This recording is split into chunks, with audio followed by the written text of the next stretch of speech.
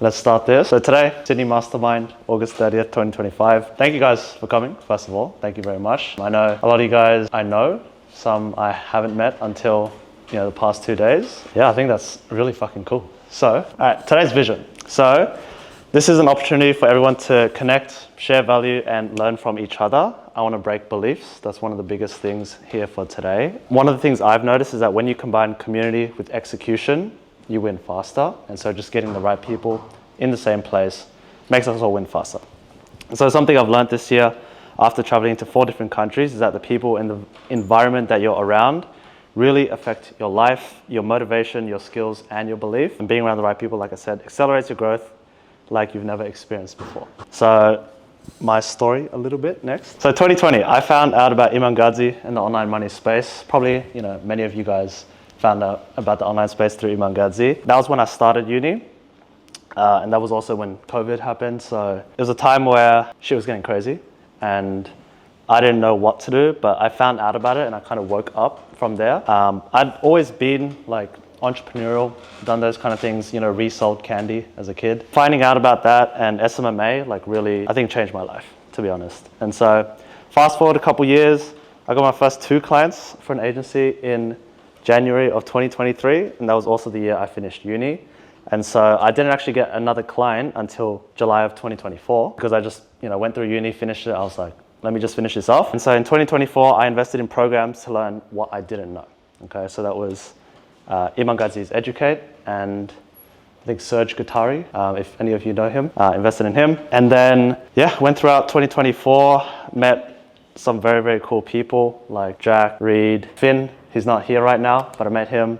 I think I met Harry last year as well, towards the end of last year. And since then, I've just been learning, been growing the agency. And then 2025, I think this year, I traveled a lot and it opened my eyes. And so I went to Cape Town in Feb, I went to New York in April, I went to Greece in April, I went to Dubai in May. And all throughout that, I think all of that really broke my limiting beliefs. And one main thing for this event is that we all live in Australia. We all know of the tall poppy syndrome, right? We've felt it, we've experienced it. We know people around us that, may bring us down or not support us as much. When you try to do something different in Australia, people, put you down, they don't support you as much and you're very isolated in your own little bubble. I think Sam said it the other day, going through sales, he just felt like he was the only guy here. And there was no one else really around him. And so literally the point of this today is just get you guys together, see what connections you guys can make and literally what can happen. Because for some context, so Reed and Jack behind the camera over there,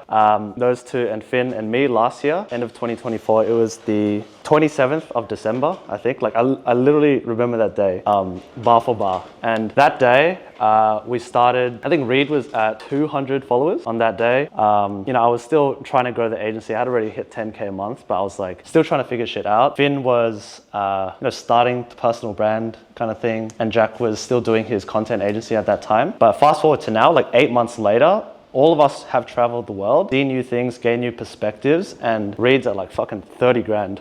30,000 followers on Instagram from 200 in 8 months. That shit is crazy, but I believe that it wouldn't have happened as fast if he didn't go overseas. I wouldn't have been able to meet new people and learn and scale and hold anything like this or even believe that this was possible if I didn't go overseas and have my beliefs broken. And so, that's kind of my story and a little bit about, why I'm holding this event in the first place. And then next, we'll just go into a little bit of an agenda. So for today, I'll be presenting my attention scaling infrastructure, which is essentially ads and a funnel. I'll keep it simple. So every business that scales has 4 moving parts. ICP is who you sell to, okay? Super, super important. If you don't understand your ICP, you pretty much won't make money, right?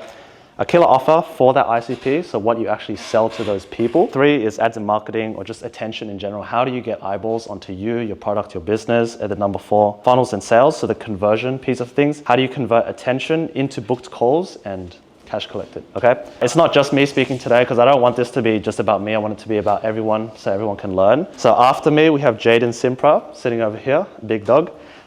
He scaled his own agency past $150,000 a month, USD. And he actually did that from 0 to that in 9 months. He's only 21, by the way, guys. So he's he's got a lot of skill, a lot of knowledge, and I think a lot to share for everybody to learn. And then after that, we have Tony Nguyen and Brian Huynh, who are not here right now, but I think some of you guys met them before. They'll be coming back, but they have closed sales past 7 figures. So I think collectively, they've closed about $10 million in sales, which is pretty fucking sick. Like a lot of money between the both of them. And so they were on an offer that went from $0 to $400,000 a month in 4 months. And they helped scale that offer and the sales team and managing that.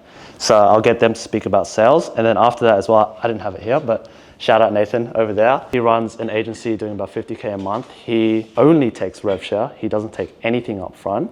So he'll be going through things like client retention, client management, how to do the revshare model if anybody wants to do that. And yeah, I think that'll be a pretty cool thing to talk about. So that's agenda for today. It'll probably be a couple hours. And I want this to be interactive as well. So like go back and forth. If you guys have questions at any time, stop me, ask me. Same for the other guys as well. But yeah, so I'll present my attention scaling infrastructure now.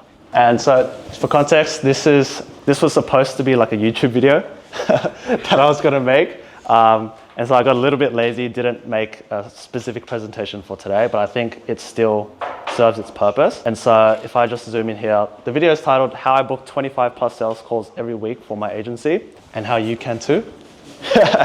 And so just as you can see here, this was my booked calls like every week, pretty much with the agency, like fully stacked. And then just another visual dashboard showing that 97 booked calls in March.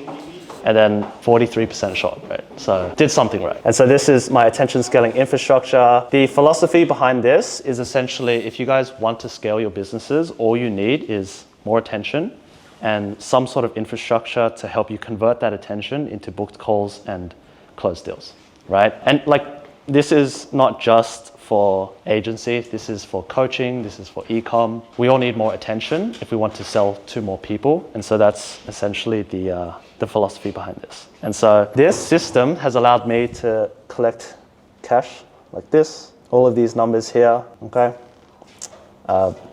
Made $20,000 a month and more now with it, which is pretty cool.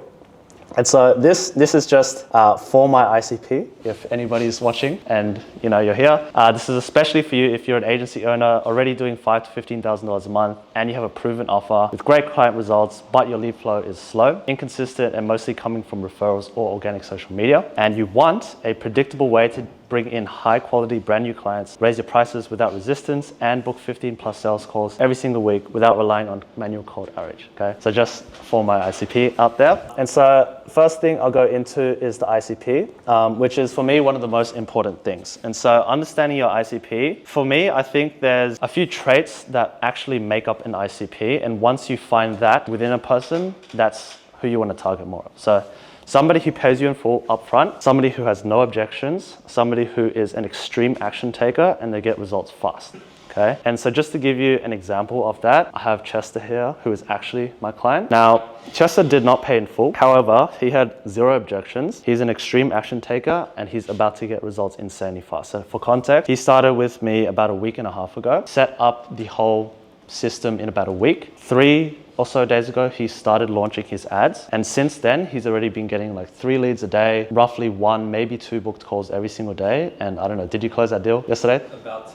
So he's about to close a $5,000 deal with 10% revenue share in like a week and a half. After implementing the system and actually launching, it's been 3 days. And he's never run ads before. He's never built a sales funnel. He's never done copywriting. He's never done automations. He's never sold. He doesn't know how to set. He doesn't know how to do a sales call. But through implementing the system and being around guys like you guys over the past 2 days, he's learned setting, he's learned closing, and he's literally about to close $5,000 very, very soon. And so, yeah, that is the traits of an ICP for me. But there's a couple things in terms of actually understanding the ICP and like breaking it down and I guess doing like market research to find these people. So who are they? So the exact type of person or business that you serve best, whether it be the industry, the revenue range, the business model, or the mindset, you want to find people that fit that ideal criteria for you, whatever that is. And this matters because if you can't clearly define who they are, your message will be way too broad and it won't bring the right attention.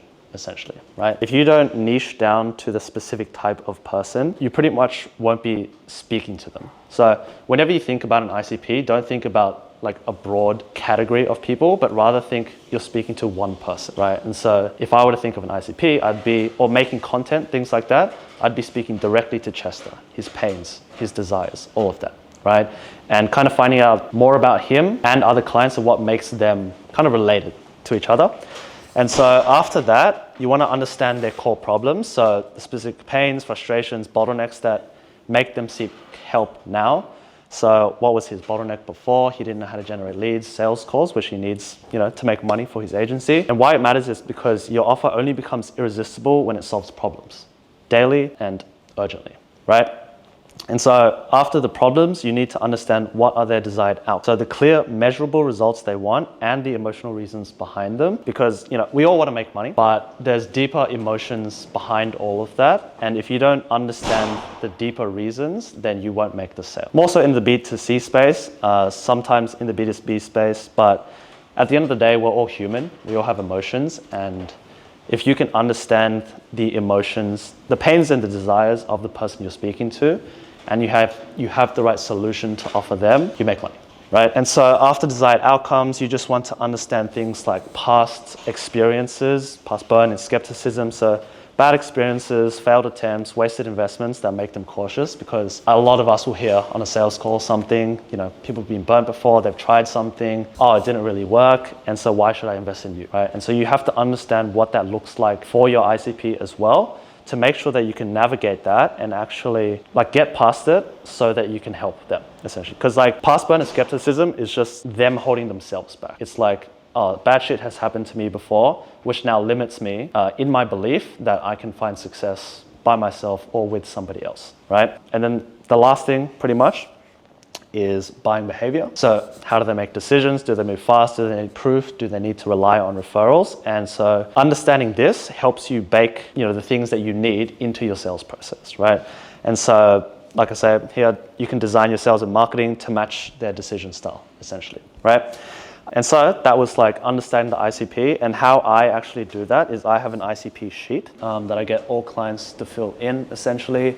I fill this in myself, but once you fill this in, you actually have a document that you can look back on and use. If you are not able to tell somebody who your ICP is specifically, then you're not really going to perform, right?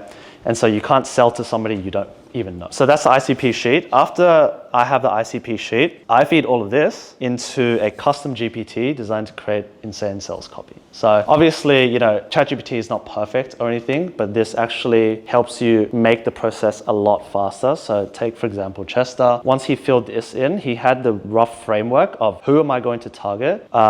What am I going to essentially write on my ads? What am I going to write on my landing page, in my sales automations? And the custom GPT, or just ChatGPT in general, AI, helps you spit that out so much faster, but it needs context of who you're actually trying to help so that it can help you get there faster. So after that, this is just what it looks like.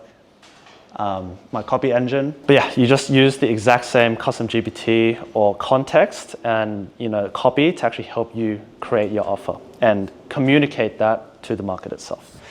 So after this, cool. So how do you actually create an irresistible offer using the Alex Hormozy framework? Core definition is just an offer so good that people feel stupid saying no, or a value exchange where the perceived value far exceeds the price. So my offer for my clients currently is to help them with my systems, with my support, and just access to a community of other guys who are doing the same thing, trying to achieve the same thing as well, right? Obviously that's very brief, but a lot of the time, I don't think he had any objections, and so it's a good offer, right? So the essential framework here is you have to understand their pain and actually be able to solve that. So you need to solve the number one problem they'd pay anything to fix right now. For most businesses, it's lead generation and appointment setting, so just front end, right? And if you do marketing, you do content, you can pretty much easily solve that, right? For things like e-com, it's niched problems like I need to fix my health, I need to get shampoo for my dogs, whatever it is, but you have to solve some sort of pain for the ICP itself, right? Number two is using the value equation. So a lot of you probably know this. Maximize the outcome that you give them. So the dream outcome, raise the perceived likelihood of achievement or success, and then get them faster results. And so the faster you can get somebody results, the better your offer is. Okay. So for example, if I say like I can get you 10 clients tomorrow, and let's say I charge 10K for that, but that actually happens, and you believe that it happens, and I've shown that other people have achieved the exact same thing, you piff straight away, right? And if those 10 clients turn out to $100,000, you make back your money in a day. That is a strong offer. And you also want to minimize the effort and sacrifice that's actually required for them to actually get to that result, which means the highest level of that is done for you services, so you're doing it for them. If they don't have to do anything and they just get cash put into their hands, then they're happy. So that's number 2. Number 3 is when you're creating an offer, especially when you're putting it out into the market, and especially for direct response or ads, you need to use exact numbers and timeframes. So things like 15 sales calls or 15 calls a week in 30 days, something like that, right? So when people can grab onto a number, that's when they're more likely to actually work with you, because they can see it and visualize, okay, what does 15 sales calls a week look like to me? Okay, and what does that actually convert to in dollar amount for myself, and how does my life change when I get 15 sales calls every single week? Okay, and then number 4, in your offer, you just want to essentially share proof. So case studies, results before the actual call itself, and pre-qualify them so that the sales call is just collecting payment. And you want people showing up to the call itself asking, how do I pay, instead of how does it work? When you have created a good offer, that's what you get.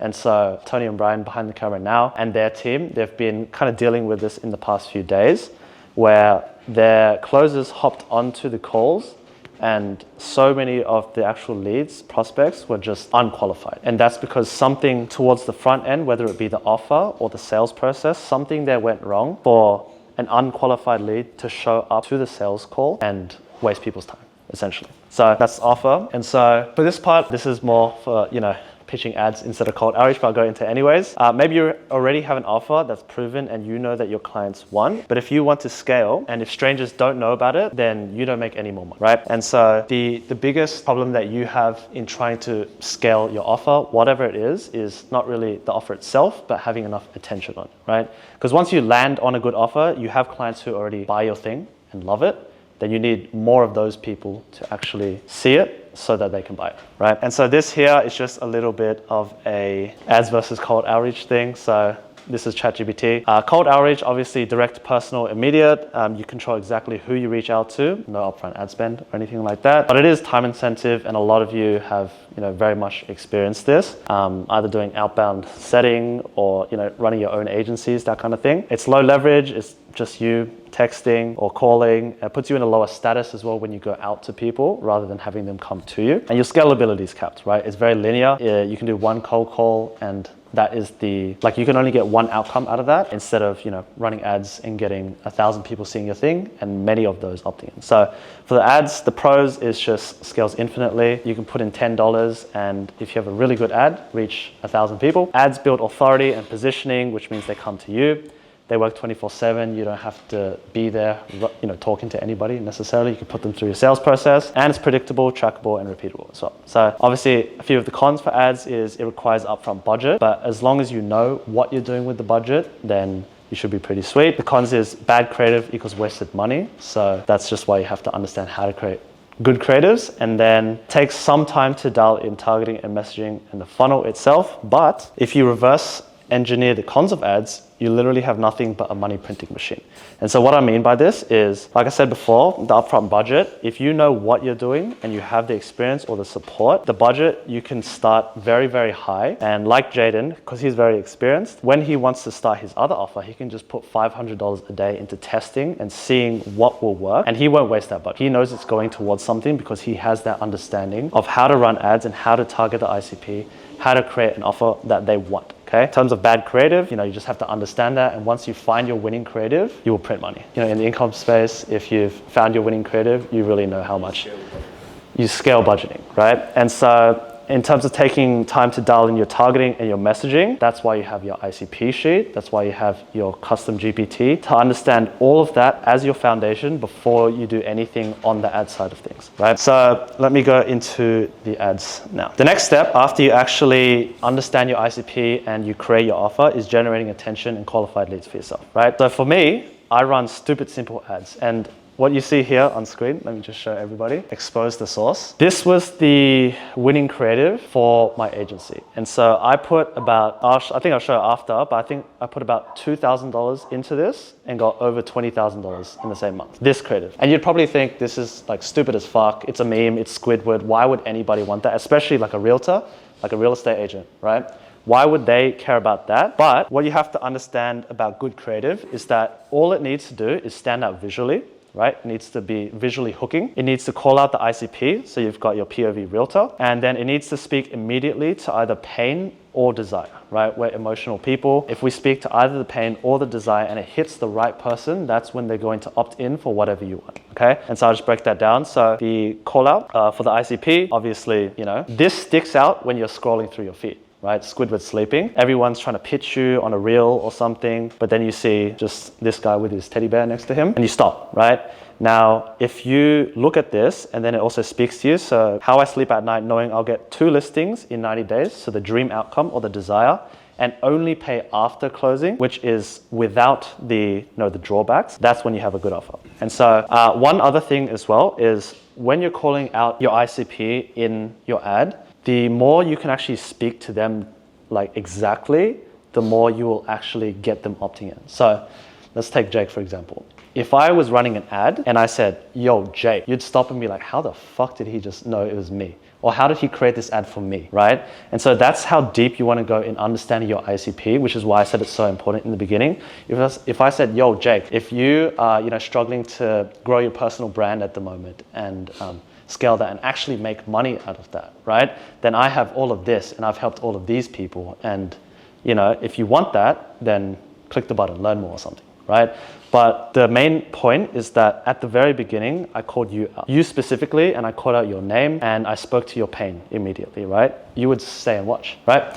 And so that's essentially how to make a good creative, whether it be a static or whether it be a video. And so, yeah, just like I say, your entire creative should be a massive hook that speaks to your ICP, makes them want what you have to offer. And this is done through attacking their pain or desire, agitating it so they have no choice but to find out more from you, right? So just to show you what that looks like, in a month, 173 leads, $13 cost per lead. And this one also had 34 leads. It was a different ad. I think it was, you guys know the Pikachu shocked meme? Like Pikachu's like, yeah, that was that, okay? So again, I was testing a lot of different shit, but that's the thing. Like that's the type of thing that makes you money. And so overall, 229 leads in a month, $15.79 cost per lead. And if we just look here, 5.7x ROAS, okay? So pretty good. And so this is why I run ads. This is why I teach people how to run ads, because you can print like that. But the actual process of everything else, and I'll kind of go into just briefly, generating leads, converting leads within the funnel automations, and then the sales portion of things. But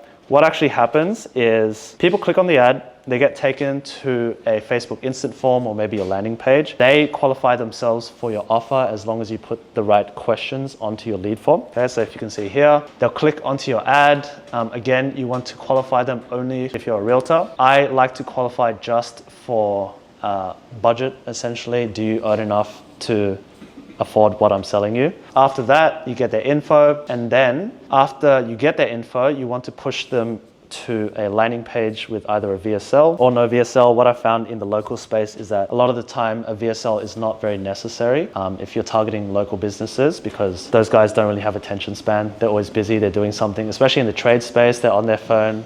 Oh, I got a call to take. Or, realtors, same thing. They're in person with clients. They don't have time to go through a VSL. Whereas, the online space, we're on our laptops, we're watching shit. And so that's when a VSL matters more. So the first part of this, in terms of actually converting all of this attention that we've generated into booked calls, is the funnel itself. So after they click on the ad, they get redirected to a high converting VSL landing page, where this must be congruent with the offer that you said on the ads itself. And the VSL must speak to their problems and show how you can solve it for them, right?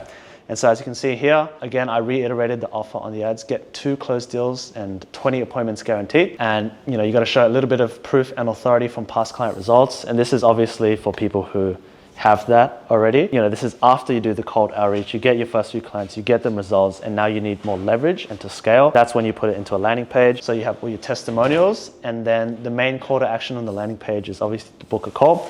So as people get pushed through the VSL, they get their pain and desire spoken to, essentially. They see other people getting the results that you've produced for those people, and then you tell them, yo, if you want the same thing, book a call. Pretty good numbers, I'll be honest. A lot of them were unqualified, but that's okay. So not just this in the funnel, but what happens right after they actually opt in to get whatever you're selling is they need to get hit with automations instantly, okay? And again, this must be congruent with whatever your offer is on the ad. It needs to spark urgency to book in a call. So your automations are going to be text, email, and hopefully if you're running an agency, you have either yourself or somebody on the team to pick up the phone and call the lead immediately. You need speed to lead to actually convert people into a booked call. Okay, and so just for me, just a quick example here. These are my new lead automations, speed to lead. So I'll just kind of go through it. So first thing that happens is somebody opts into the form, they get a tag added, they get assigned to a specific user, added to the pipeline. We just add a little bit of a note from whatever they said on the lead form. And then we get notified as soon as somebody opts in. After that, speed to lead. So wait 0.3 minutes, which is roughly 20 seconds. So you don't want to seem like a bot who's just spamming it as soon as they opt in. You want to give it a little bit of time just to make it seem like somebody's actually typed out the message. You put in your first message essentially saying, hey, this is me, consultant, and just got your submission. Let's hop on a call ASAP, essentially, right? So you want to push them into a booked call as soon as you can. And so the whole point of these automations is, like I said, to convert leads into booked calls as fast as possible and nurture leads to show up to the call ready to pay. Right? All without you having to do a single minute of cold outreach, which is great. Now, on this side, this is just a piece of the full automation. So it's like days upon days of automations, right? So like day one, and then you got day 2, day 3, day 4. All of this is so that your systems can follow up for you instead of you having to follow up, right? And this is important because we all get busy. If we forget to follow up or get back to a lead or something, the actual chance of them showing up to a call or wanting what you have completely drops off, right? So essentially you really need automations to actually help you solidify your backend and actually convert your leads and attention into booked calls, okay? So that was the automation side of things. And so that's before they book the call, okay? Now, after they book a call, I'll go into the funnel again. But essentially, after they book a call, you redirect them to a pre-call preparation page where it's designed to show more proof and information about the product and set expectations for the call. And so as you can see here, my face on this page, essentially going over, what I expect for them for the next call, what they need to do, all of those kind of things. And then again, you just need to show proof that it's worked for others just like them, a few more client results, that kind of thing. But for the pre-call page, what you want to really focus on is getting them to show up to the call, setting the right expectations, and like pretty much showing your offer so that as soon as they get on the call, like I said before, it's like, how do I pay instead of how does this work, right? You want them showing up with the knowledge that, okay, this is the steps to get me from where I am to where I want to go. Plus, this is all the people it's worked for already. And then they show up to the call and like, yo, like I've seen you do it for Harry, for Ryan, for Daniel over here. I want the exact same thing. So how do I pay, right? That's what you want. And so more client testimonials, they want to understand what the process is like working with you. And this is just the landing page itself, not the pre-call VSL. But you want to just like reiterate it throughout your clients or prospects have had before the call itself, which is over here. So frequently asked questions, right? And then after that is the sales portion. But I'll just quickly skim over the post-booking automation. So after they book a call, again, you need to send them texts and emails to nurture them a little bit more so that they actually want to show up and pay you. So your post-booking process is just as important as your pre-booking process. And you need to make sure that they are pre-sold and actually show up to the call ready to buy. That's the ideal situation, right? You don't want to hop on calls with people like, oh, I just need to think about it. I don't know what you do. I don't trust you enough. You want to build all of that into your pre-call process so that you can collect cash on the calls. So just as a quick demo of what those automations look like, as soon as a customer books an appointment, adding a tag to them, notifying you that the appointment got booked, sending out a confirmation SMS, another SMS after that. This was slightly different for when I was running the agency. I had like a setter closer kind of setup, and that's what it looks like. but you want to have a confirmation flow, you want an email flow, an SMS flow, and then also a reminder and kind of show up flow as well. So that is the kind of the framework for the pre-call and post-booking automations, okay?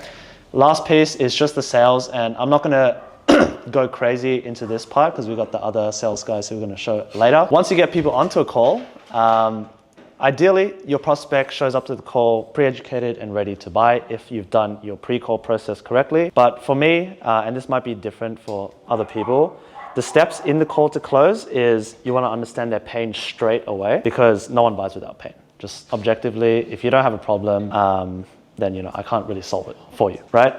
After you go through the pain, you want to understand their North Star or their dream outcome or their goal, right? And so you have to create some sort of gap between where they are now and where they want to be. Once you understand both of these, for cost of inaction or consequence, you want to bring them back down so that you can help them understand, what is the cost of inaction? What is the cost of me not doing anything now, me not making any sort of change, right?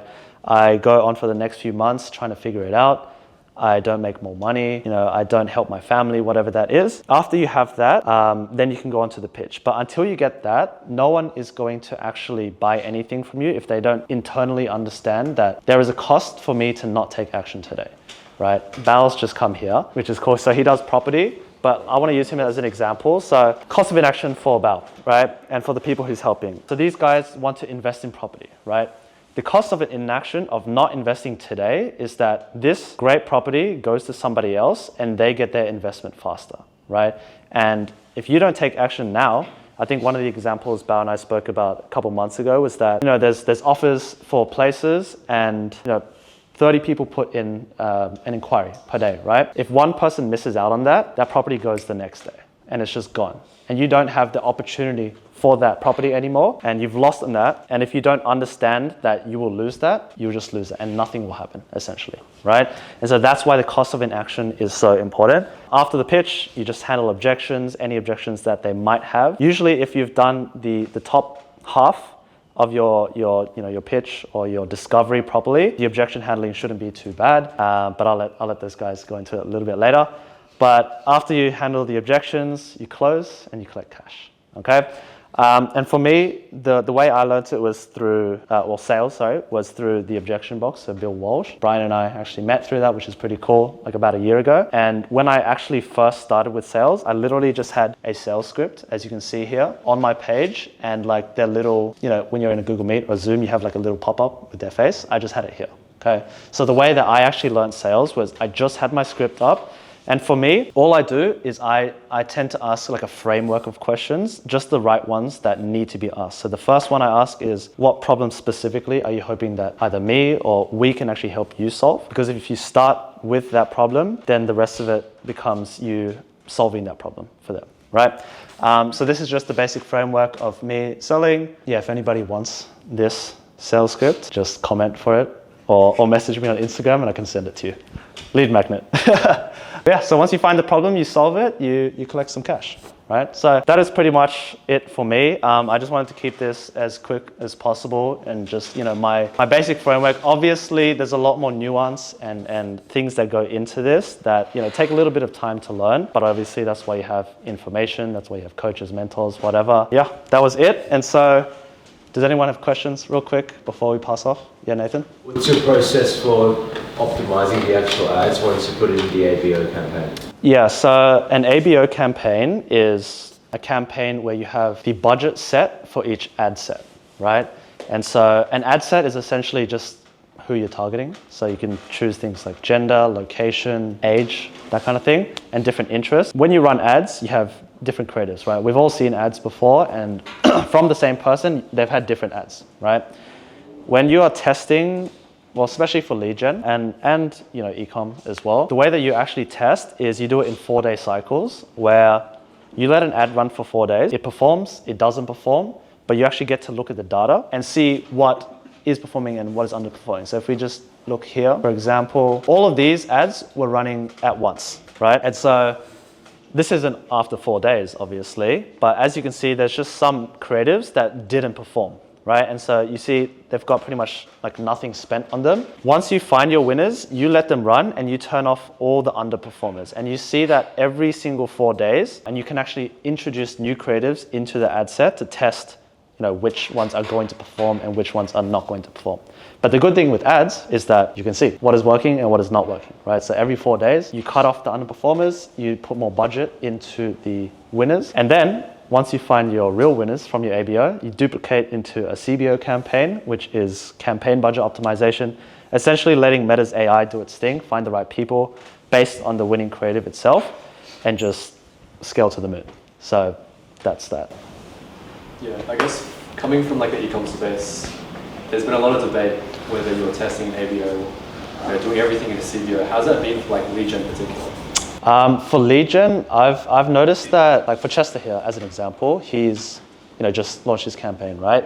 So I think we're just about to hit 4 days today or something like that. So we're targeting 2 ad sets right now. We have a broad and an interest. I don't know if you guys run that in ecom as well, but I mean, for most of my clients and even for myself, I've noticed that the broad performs better, but you don't want to only run a broad and not run an interest, just to make sure that you test it out, that you try it, right? But Meta's AI is getting like so good nowadays that you just let it do its thing, and the main targeting that you can do is through your creative.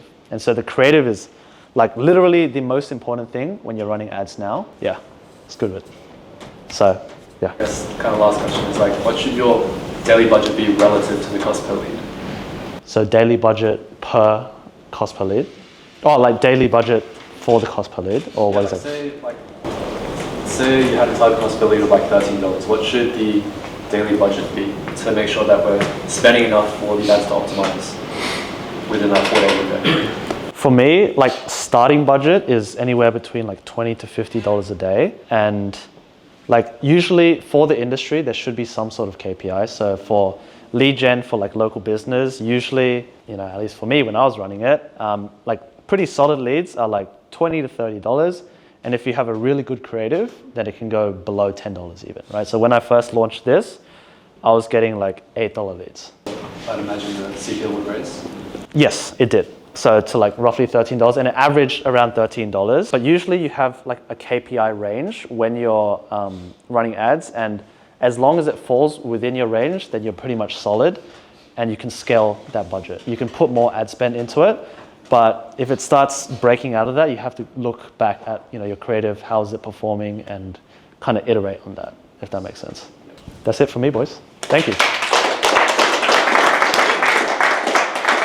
Let's fucking go!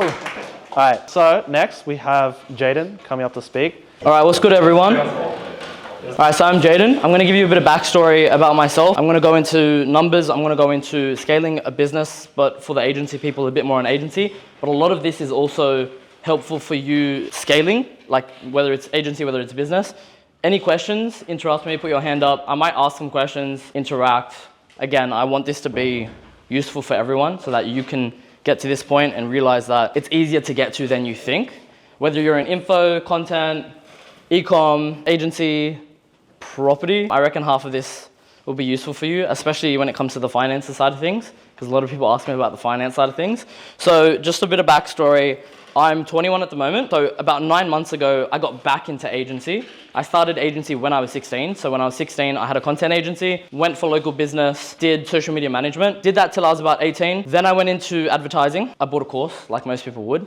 I learned a lot from it, and then that kind of exploded me. So majority of when I was 18, I had 2 businesses, or 3 technically, but 2 of them were making the most money. It was the agency, and it was another business that I had where I was just supplying things to businesses, just supply and demand. And essentially by specific dates, or not dates, but ages. So on socials, I say 18 and 19, but specifically by about 18 and a half, I made about $1 million profit. And then by 19 and 3/4, so nearly 20, I pretty much went broke. So the way that happened with me essentially was I made heaps of money. And as human nature, you want to show people that you have it. You want to show the people that doubted you that, yeah, you know what, I made it, and essentially fuck you, right? So I went to a point where my agency had to close down because new laws came in that prevented me from working with a certain market that my agency only worked with. And then that other business, well, I'm gonna break it down, but it was supply and demand. So I had someone that I knew overseas that imported gold and exported diamonds.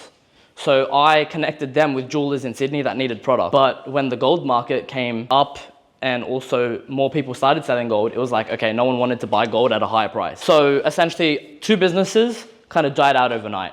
I went from making heaps of money to essentially going broke. And that's where I went bad or down a bad path, because I was trying to keep up a life I couldn't afford to show people I still had it and to show people I still made it. That's where it kind of got to the point where I was spending money and not making any money. And then to run away from my problems, I took a massive trip to Europe. I blew a lot of the money, went shopping, essentially still living that life I couldn't afford, came back, had next to no money to my name, had to move out, moved back home. And then I was like, I can't fucking do this again. And I just went back to a normal job. 9 months, close to a year in that job. I did traffic control, night shift, 3 a.m. in the middle of the road. I was like, the fuck am I doing? I was like, I'm working, like traffic control pay is good. Don't get me wrong, right? I was making about $2 grand a week, but I'm like, what the fuck am I doing? So I was like, okay, cool. Let me get back into agency outside of the Australian market, went to the US market, same industry. I worked with medical clinics or med spas. So like, think of like lip injections, skin, getting skinny, like all the stuff that girls do to make themselves prettier, right? And some guys as well. It exploded because I had the experience from beforehand working with med spas. Scaled to 150K a month USD, monthly recurring revenue in 9 months. So about 9 months ago, I started. A month in, I dumped heaps of money into ads. So that's where that came in. Signed about nearly 20K worth of clients in a month. Dropped half of them because I didn't get good results. Half stayed. I worked on the back end for a little bit. And then I started scaling again with ads, but I put in a killer referral method. And that's when things exploded for me because I was incentivizing for clients. This is my team first. So it's 153K a month, monthly recurring revenue. That's over 41 clients. Our packages for clients range anywhere from 2 to 8K, and that's 18 team members. And I take home 61.3% of that. So that's essentially, if you break it down, it's about, off the top of my head, it's about 90K USD take home, which is 120K AUD. That's the profit margins I take home into my pocket just from the agency. That's from one agency. My operation, so I work less than 30 minutes a day in the agency now. I don't really do much. So I have a COO in place, which is like an ops manager. Now, in terms of operations, we also hire external contractors. So like, think of building AI, think of building automations, anything that I'm not savvy in, but I know how to do, I'd rather an expert do. So we do fulfillment for clients. We book appointments into their calendars. So we actually have 10 call center reps out of the Philippines. Philippines is goated for call center rep. Philippines, South America, Egypt, India if you want to. Essentially, I pay them like $4 an hour and that's their wage and that's what they're happy with because that's what's considered their minimum wage. I have 2 VAs, general support, admin, stuff like that. Media buyer, which does all of my ads for me, which I'll also get into. Video editor, project-based. CSM is actually part-time, which a lot of people are confused about because with 41 clients, you would assume you would need a full-time CSM, but that's where AI comes into place. And then finances, I have an accountant and a bookkeeper so that I don't have to look at the money and process payments and things like that. I just get transferred the money. So in the last calendar month for the agency, we did $153K and $500. Net volume of that's about 150, 41 payments. And then this is the type of notifications I get. So it's just essentially 14, 7, 5. And keeping in mind, this is agency money, but it's not getting sent from the agency, which I'll get into as well when it comes to tax structure. Now, when it comes to hiring the right people, whether you're in content, whether you're in any industry, you need to hire the right people. So what I essentially do when it comes to hiring is I hire for outcomes.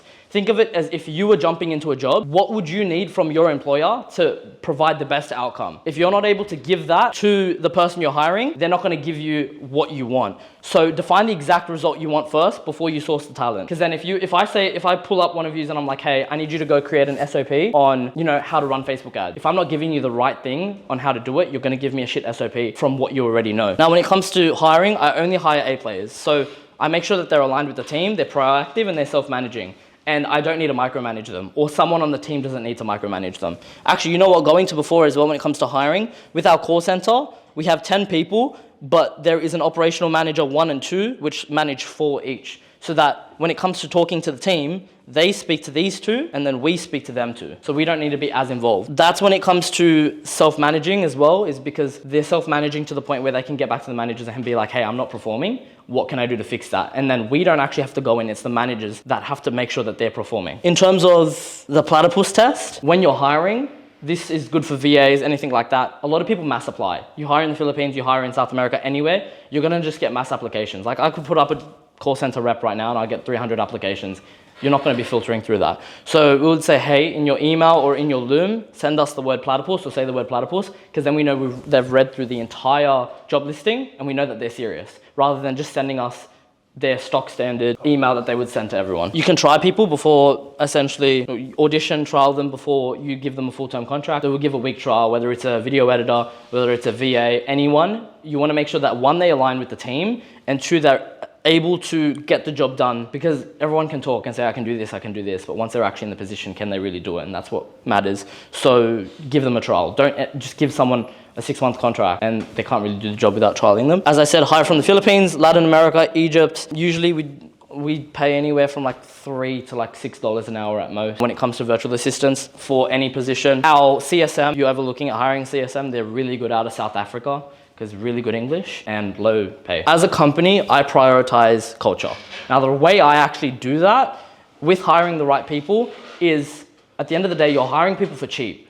They can hop around from offer to offer, so you need to make them want to stay. So specifically with us, as a company, we like to make them feel valued, because technically we don't underpay them, but it's the market standard. So if someone comes in and is like, hey, I'll give you $5 an hour, they will jump to that offer. But because we have such good culture, no one wants to leave. Everyone's friends. So we run things like pizza parties, birthday party shout-outs, and internal community, which equals high retention. Pizza parties is every 2 weeks. If the team meets KPI, we just pay for their dinner. So we'll get them Uber Eats, we all eat it, or on Zoom, or they just send a photo to the group chat and it's like, hey, this is what I'm having. Birthday shout-outs is, we kind of already know where they live because we're sending them Uber Eats, or like their version of Uber Eats. So we just send them a birthday cake on their birthday. Like, it makes it that much more meaningful to them, because essentially, what boss remembers your birthday and sends you a cake for it? Like, have you guys ever received a cake for your birthday from if you worked at a job? If you did, would you remember it? Yeah, see? And then internal community is just making sure everyone's connected and talks to each other. Learning environment, essentially have SOPs to give them when building a team and teaching them and learning them. But I found what works best is Loom videos actually breaking down the SOPs. Because they're able to see you talk about it, you're able to go off into tangents, but then they could also read the SOP if needed. So if I was to prioritize any roles for the agency or just for any business in general, a CSM is always important, whether it's part-time with AI assisted like us, a media buyer if you're looking to run ads perfectly, and then SDRs, closers, obviously sales is really important, and then VA operators. It just takes mundane tasks off your hand. Like, you should not be sending emails. Like, your VA should be able to do that, write a response to all of them, and then you just approve and be like, yep, that's fine, and send it off. Like, you shouldn't be sitting there for an hour replying to a full list of emails. Any questions about hiring? Are you going through how AI helps with fulfillment later? Fulfillment? Yeah. I will be. I have an AI section. For CSM, yeah, I have an AI section. Now, spending money to make money. A lot of you boys are in sales, so you would have spent money to learn to make money. So whether it's buying a course or anything like that, you've got to spend money to make money, right? So like Ethan said, pump money into ads to hit your ICP. Now, I'll tell you what I essentially do when it comes to running ads, whether it's B2B or B2C. If I have the budget for 10 grand in a month, I'll put 50% of that in a week, because it teaches Facebook and Meta who your ICP is faster. Because if you're just spending it day by day, it essentially makes it take longer to learn. The more you spend, the faster it will learn. And then you just split the rest of that 5K over the month. Now, another thing as well when it comes to ads that might be helpful for anyone that wants to run ads, I essentially run photo ads and video ads. My video ads are better for nurturing better quality prospects, but photo ads teaches Facebook who the prospect is faster. Because if I'm calling out salespeople, I can say people that like sales reps, or I could say it in the listing. Or if I'm searching med spa owners, I could say med spa owners. Whereas if you're doing it in a video, Facebook can't listen to that audio. Whereas in a photo, it can see who it is and it can automatically know who your ICP is. Track every dollar with a profit dashboard. I call it a playbook. I build it into a playbook. Every dollar we track is really important. We're spending money, but we also want to make sure we're in the green. You could put 10K into ads and spend money and sign 10K of worth of clients, but I don't see that as a win because you just broke even.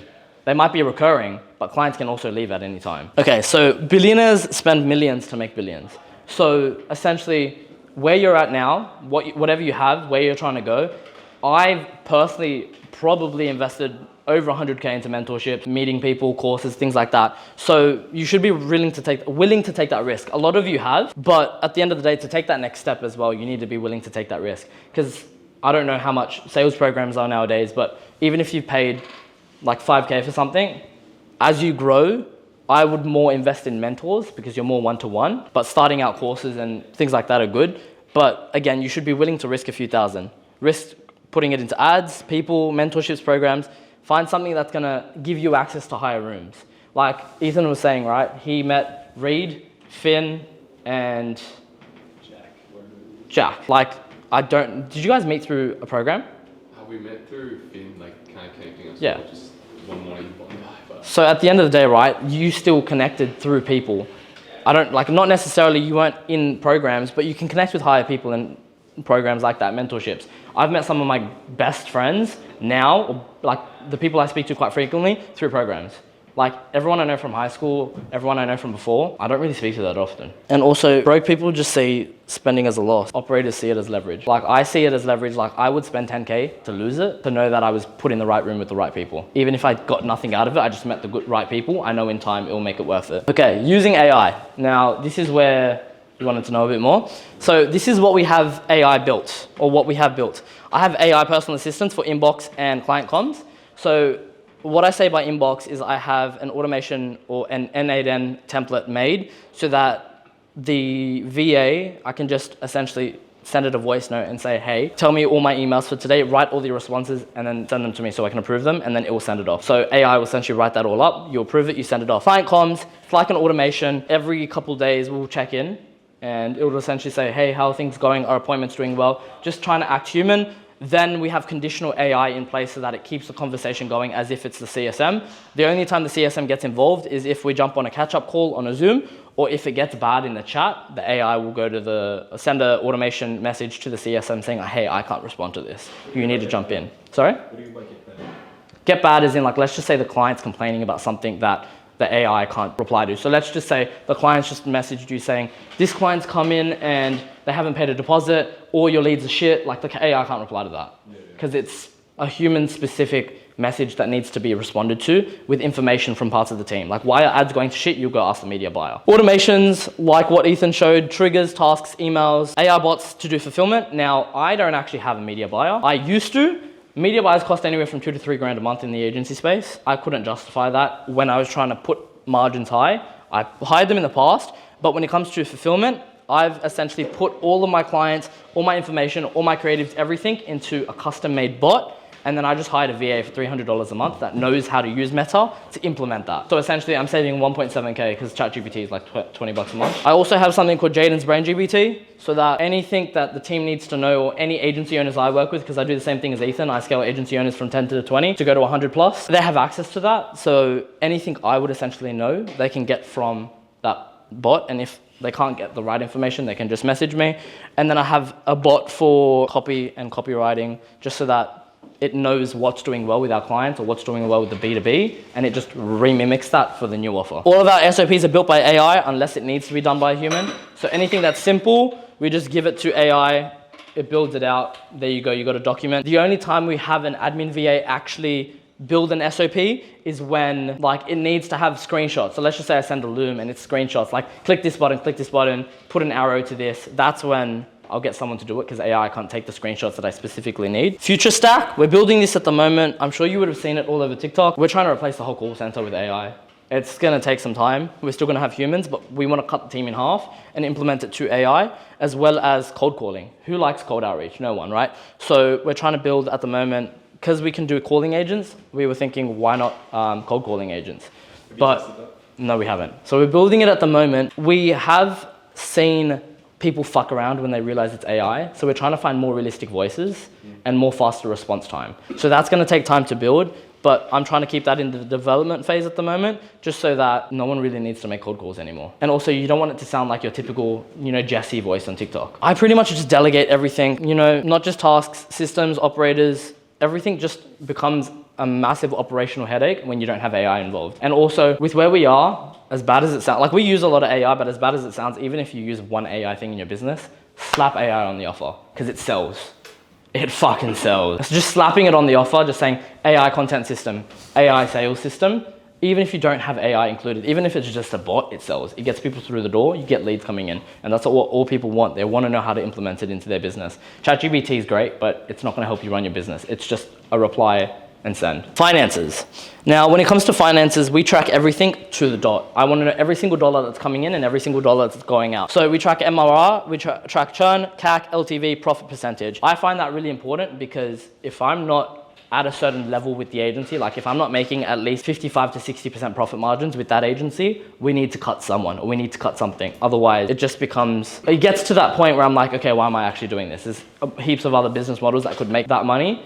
But I was like, at the same time, because it's already built and I have someone in place, it's just a matter of optimizing to figure out how to make your margins better. Would you rather a 250K a month agency at 30% margins or 150K a month agency at 60%? I'll take 60% any day because it's less clients, less teams, less headache. That's why we're not looking to scale any more than that because it's what I would call my capacity. Because if we scale more than that, my margins drop and I have to bring on more team members and more clients, more headache. So what's the next stage? Info? What's the next stage? Yeah, info. Yeah. So the next stage is like Ethan, I work with agency owners, taking them from 0 to 100. Yeah. So at the moment, we're just launching it, but I have 3 people that we've been scaling. I have one guy that did 0 to 100 in 10 months as well. I have one guy that's done 3K to 80 in a year, and then I just had one guy hit 40 in a couple months. And margins are always really high. I always like to keep people around 55 to 60. Now, separate the business and personal banking. I fucked up early on with that. So try and keep that in mind. Your business and your personal banking are 2 separate entities. And if you're staying in Australia and the ATO sees you sending business money into your personal account, you're gonna get a massive fucking fine. And I learned that the hard way because I didn't realize that. I thought the business was mine, so I can do that. But you can't actually be sending your business's money to your personal account without either a salary invoice or an invoice. But why would you be invoicing yourself as a business owner? So keep that in mind. I use the profit first method. I always make sure my profit comes first.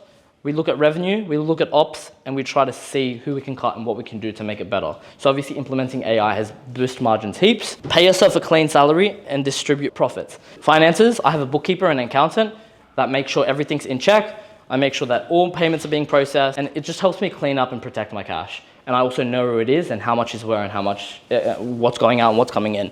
Now, this is a big one. I have my company structure set up in Dubai, and I have for a while. Now, technically, once you're over 20K a month, I would just go set it up. There's a lot of caveats to that because you have to be out of the year a lot of the time. There are certain ways around it, which I've figured out. High profit jurisdictions, like depending on what you're doing, e-com Dubai, crypto Dubai, agency Dubai. What were you doing Hong Kong for? Crypto. Crypto. You can do crypto for Hong Kong. Dubai is just the way for most things. Dubai does have a 9% tax for companies if you work with people in Dubai. So let's just say you have a content agency or you just do content. Let's just say you have a client in Dubai or you're filming for a bakery, right? Or like a gym. That's 9% on the whole company, whether you're bringing money in from overseas or whether it's in Dubai. Keep that in mind. Optimize for keeping your profits high, moving your systems to a tax entity that has next to minimal tax. 0% is pretty much Dubai. The only thing is who you are as a person, because you do need to spend time there. If you don't like the materialistic things and the fake lifestyle, Dubai's not the place for you. I would look at Cyprus because there's a bit more real people. Yeah. How often are you spending over there? Well, I try to stay out of Australia for 6 months out of the year, but as of next year, I'll be more in Dubai full time. This is not financial advice. Okay, so referrals. Milk the fuck out of your clients. Make them essentially your ads. You can replace ads with referrals. I stopped ads ages ago because referrals. I milk my clients bad because it equals retention, upsells, and referrals. My clients, as I said, I range anywhere from 2 to 8K. So our base package, just for what we do, minimum 2K. But we've also upsold our clients onto 8K packages to run their whole marketing system, which is essentially just running more ads for different services. Like it's nothing crazy. And we just give them advice on content to put out for their business. It does not cost us much more, same amount of team.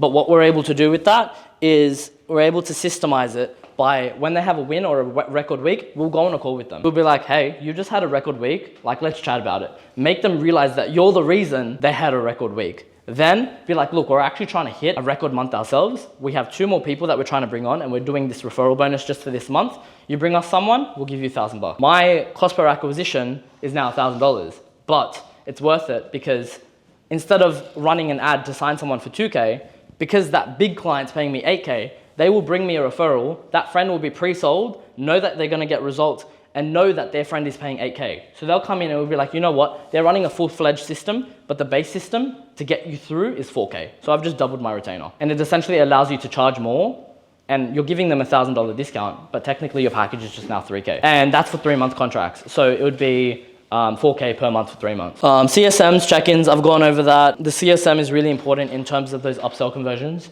because you want to make sure that there's constant communication with the client. You will churn a client if you do not frequently speak to them. And that's the most important thing, because it's like, I could be providing heaps of results for someone, but they could still want to try someone else because there's no connection with that client. We don't do affiliate cash anymore. We just do the referral bonus. In terms of access and gifts, we have an award that we send our clients if they hit a certain mark with their med spa, send them like a little trophy. It just makes them feel special. Case studies. So every time we have that client check-in call, we'll record it, and then that just becomes a case study because they're talking about how great they've done this record week. In terms of adding revenue, done for you packages, which is where we do that 8K offer where we give them a little bit of social media advice and just run all like the services, like let's just say body sculpting, weight loss injections, like facial injections. We just run every single service. It doesn't really cost us much more. Trainers or consulting, sometimes they just need more advice in terms of, let's just say like you're working with a really old lady and she needs advice on how to grow her business.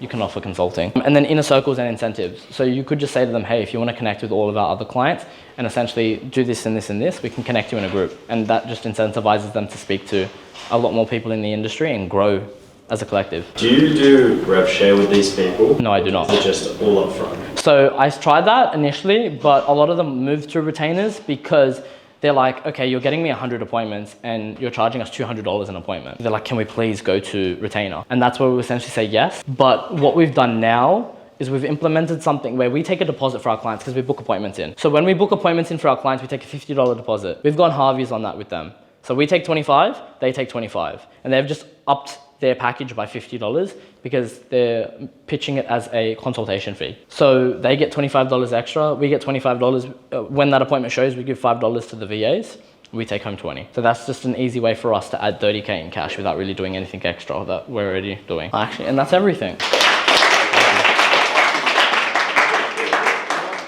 I appreciate it. But yeah, if you guys have any questions, reach out. I can essentially connect you some people if you're looking to set up overseas.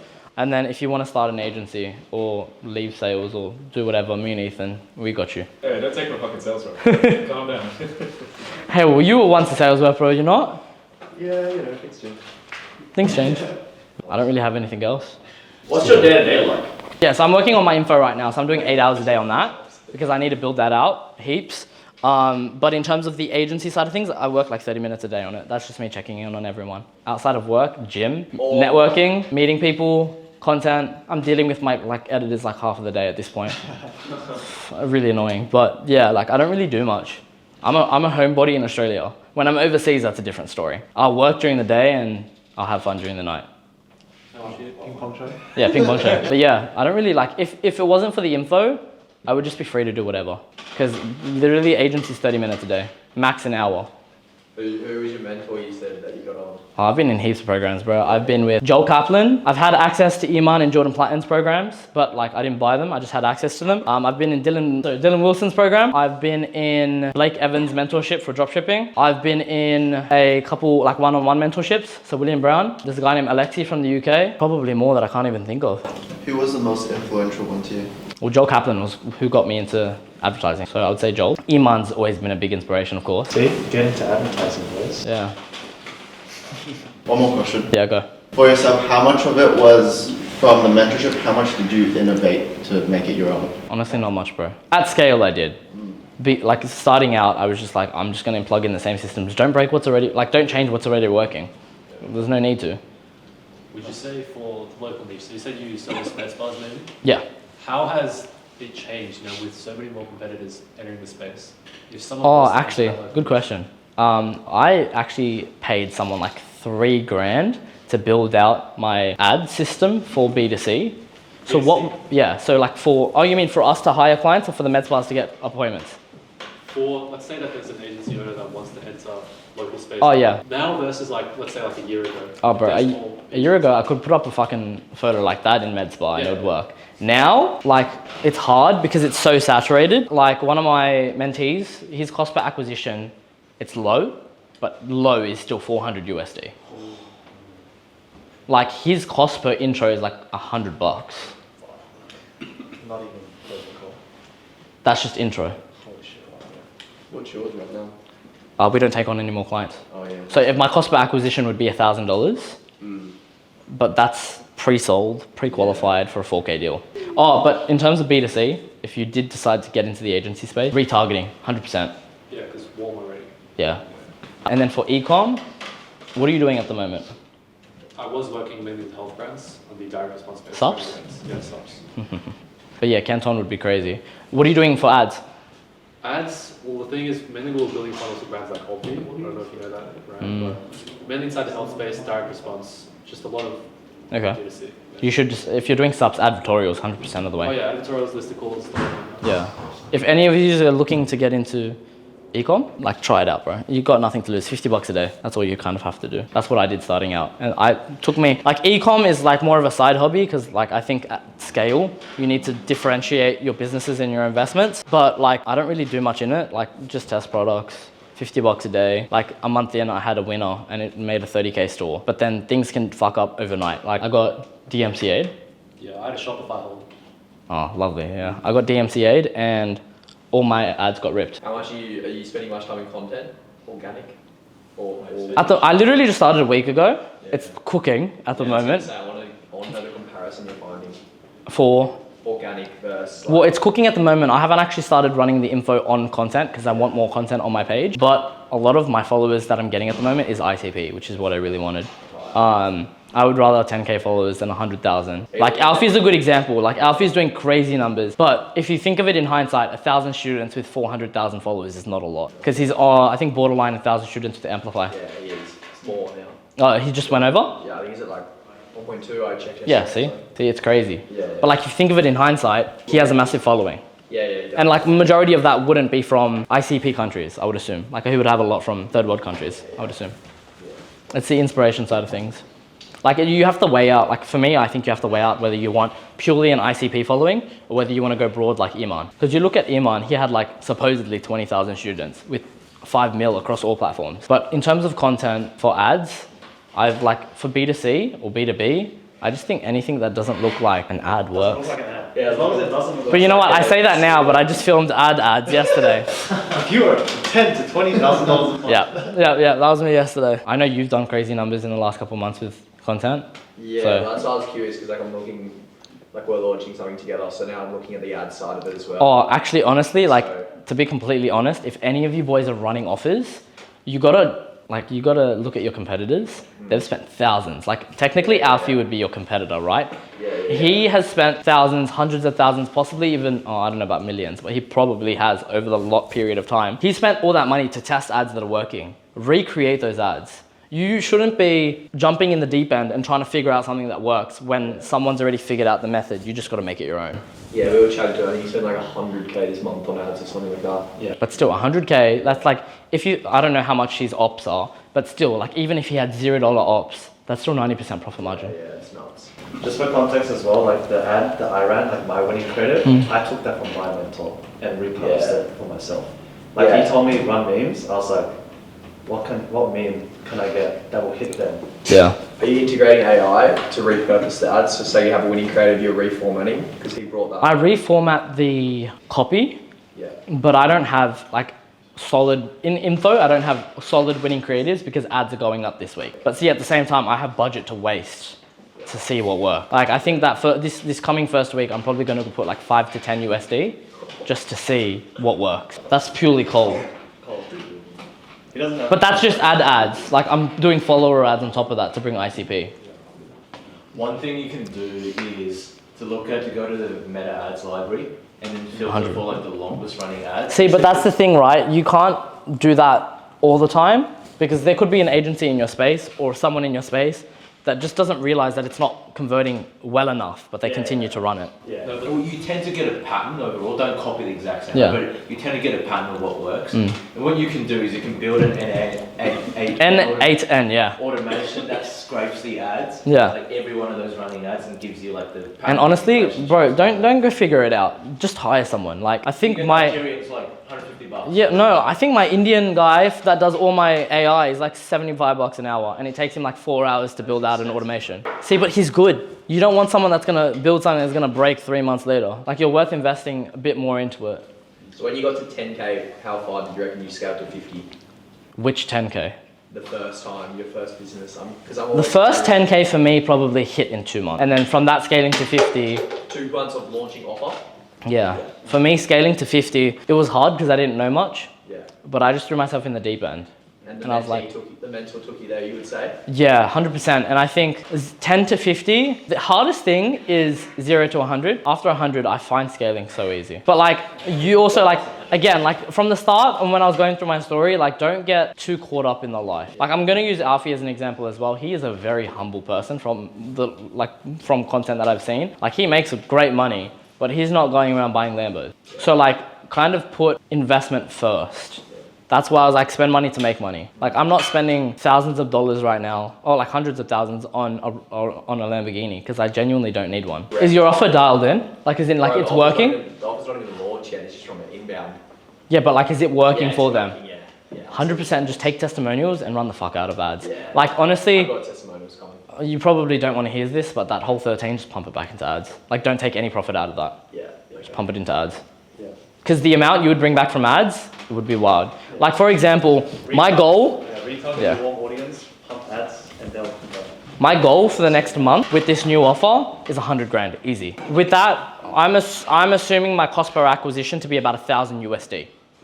So I need to put in 10 grand to sign 100 grand with the client. See, the thing is you don't know what your cost per acquisition is because they're all inbound. Yeah. Because you haven't spent money on ads. But when you do, when you figure it out, you can kind of just, okay, cool, it takes me 800 bucks to sign a client. How much do you want to make that month? Put that into ads.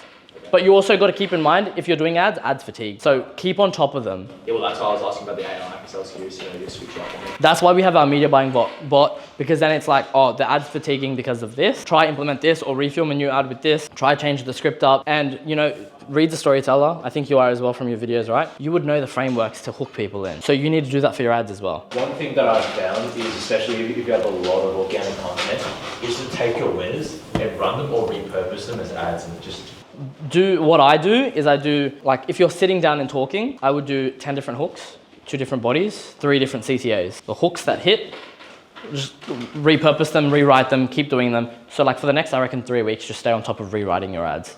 As I said, do a photo one. It might convert, it probably won't, it may, but literally just have the ugliest Canva graphic that purely says what you want Facebook to know.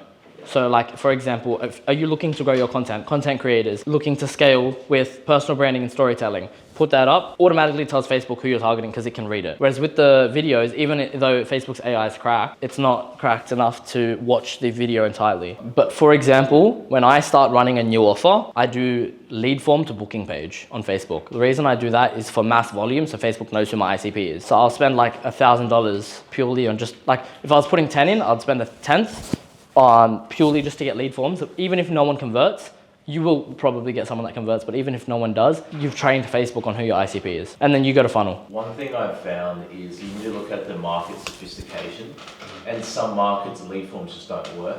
Yeah. For example, if you do like really sophisticated people, and you do a lead form, they're all going to put fake information. Like I put my name as John Smith for everything. Yeah. But if you work with local businesses, they'll like automatically put in their real information. Yeah. So just be wary of that. And with lead form, don't always prioritize high intent, because if you don't, then a lot of times, like I don't know if you guys have done it, but I've scrolled through stories and I've accidentally clicked it and it submitted my information. So like have qualifying questions there, but like then again, it's not the long-term run. It's purely just to train Facebook because you've never run ads before for your offer. At what stage do you implement setters and closers? ASAP, like as soon as you have enough volume. At the moment I have one, so like I hired a female closer for the new offer, but she wants to go with the company long term. So she was willing to do setting at the start, but she knows it's gonna be slow to fast because she knows I'm gonna pump ad spend. I need to head, but if anyone needs me, just DM me. I got you boys. All right, thanks everyone. Like you say, my name's Tony. This is my co-founder Brian here, and we're running our own sales operation company at the moment. We'll kind of go through like some of the receipts and things like that as well, but just to give you guys an overview, obviously the event today, Ethan, he went through front of funnel, so like marketing, leads, all that type of stuff. Same with Jaden, he went through sort of like, you know, the whole operations of an agency. We're gonna be more at the end of the funnel, so sales operation management, and then how to actually scale your offer building our infrastructure. Okay? Cool. So we'll go through all these things. So a lot of SOPs that we've got when it comes to actually growing the operations side of the business. Super important stuff here, going from top of funnel. We're going to divide this into 2 sections. Okay, so the first one's going to be more for business owners, like people that want to scale their own info, right? You need to have the right infrastructure to actually scale, because if you don't scale with the right infrastructure, it's going to be a massive headache, right? So for example, like optimizing lead to booking rate, optimizing show rate, increasing cash collected per book call. That's a golden metric if you are running paid advertising, okay? How to increase your AOV and your lifetime value as well, okay? Ramping Bible, so if you are putting on closers and just setters in general, how do you ramp them up to KPI and keep them at KPI? And then also how to indoctrinate your sales team. I actually have some of my closers here at the moment on my current offer. So like, how do you indoctrinate your sales team for insane performance? How do you incentivize them and grow a company as well? Okay. So a little bit about us. I'm in sales coaching myself, been doing that for the last like 6 months-ish.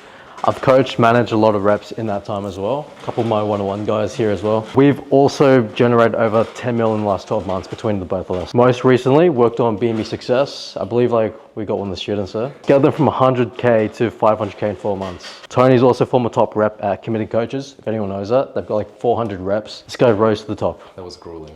Yeah. I do not recommend. We're coming here with a lot of experience to kind of share. Based on the first part, optimizing lead to booking, that's going to be the most important part when it comes to actually getting the leads. How do we start to optimize the profitability, right? So the whole point of this SOP here is to boost the lead to set rate to drive in more qualified bookings. So like, let's start this top to bottom, right? So the first thing, of course, is like, what's your lead to set rate? Okay, so like, how do you get more qualified bookings? So obviously, like, what is the levers that you can pull within a business to actually increase that? The first lever is going to be your setters, right? So speed to lead, making sure like they're driving revenue at scale with efficiency. Okay, so what to track? So if you're running a company, let's say you're doing info or even agency at the moment, you need to track your leads, you need to track your dials, you need to track your bookings. What's your dial per hour, your bookings per hour, lead if individually allocated. So it's complicated, but there's like a lead grading process you can do later on for setters and closers as well, okay? That's how you optimize performance and increase competitive culture within the team. Then you have like talk time duration, time of day. This is like if you're running offers in the US and there's like a bunch of different time zones, XYZ, and unproductive hours and actual dialing. So like keeping these reps accountable is really important because a lot of times they're actually not working, okay? Mm-hmm. So this is a bit more of like an example, right? So just through basic numbers, if you're aiming for 10 bookings per day at 40% conversion to booking rates, that means then you're likely gonna be having around 25 conversations throughout the entire day. These are baseline metrics that we want to be achieving with most teams. Most offers, it can vary depending on like how you're running the actual funnel, but you want to make sure you have the right KPIs there. That's how you track whether your team is performing or underperforming. So when you look at the actual activity needed, if you need 10 bookings per day, then you're going to need, based on these numbers, $150 per day. That's per setter, right? If you're wanting 10 bookings per day per setter. So this is a bit more granular stuff. 82% will go to voicemail, so that means 132 dials. Clients save around 15 seconds. That's about 30 minutes of talk time. If you have the average conversation time at 5 minutes, this is like super nerdy math shit, right? But end of the day, if they're having 25 conversations, that's 125 minutes of talk time throughout the entire day. But this is like how granular you have to be if you want to grow a company to $500,000 a year to $1 million a year, right? Because like every single part of the process needs to be optimized, or else again the sales team won't perform as well, right? So essentially, like all of that is just reverse engineering and then setting KPIs and standards for the team and upholding that standard. Okay, so QSCing, so like quality control throughout the process, okay? Because like, for example, by the way, like some setters will say, yeah, I've been working like fucking 3 hours today, like 3 hours of talk time today, but they could just be fucking dialing and hanging up, right? So you don't actually know what they're actually up to until you track those granular details of how many hours they're actually talking. If you look here, if a lot of the setters are spending way too long overcooking calls, like super long discoveries, then you're not going to have enough conversations throughout the day. Therefore, the bookings per hour, they won't achieve the KPI based on the amount of hours they work per day. Just real quick, as you go through this, can you also kind of tailor it a little bit to DM setting as well? Okay, cool. So that's something that's here. Because like, only the agency are going to be doing calls, and some of the other guys here, info mostly will be DM settings. So how does like this kind of stuff actually apply to DM settings? To DM settings. Yep. Sales processing. Okay, we can use the current client as an example. So for example, like our current client at the moment, she's basically, the funnel itself is mostly organic, so she's not doing any paid advertising, right? The way she's able to facilitate that is because she has, I think, 400K followers across all platforms. So she's getting around 50 to 200 inbound organic leads a day, right? So purely through that, what we then do is we have a DM setter that we're gonna hire. She essentially is gonna warm up the lead, she's gonna qualify through the process, and then she's gonna send in either a type form or a book-in call, direct to booking. Right now, when you're first starting off the offer though, you wanna make it as frictionless as possible. You wanna make it easy to book on a call. The reason for that is the easier it is to book on the call, the more calls you're gonna have on the calendar for the closer, the more data and you're understanding baseline metrics. And you can, as I sort of mentioned before, reverse engineer and actually set the KPIs. That's typically done within, I would say, the first month, okay? And then it also gets you cash and revenue through the door as well. And then long term, let's say, for example, we then start really hard financially qualifying, right? Or even just asking a variety of different questions on the type form, then you're tightening the friction, which allows for maybe higher close rate and higher AOV and higher LTV, right? But that's optimizing for later on, okay? But in terms of DM setting, it's just hiring someone, pretty much like sort of paying them like maybe $50 or $100 per call, something like that. It's pretty simple. To answer your question, Ethan, whether it's calls or DMs, the baseline metrics are the same.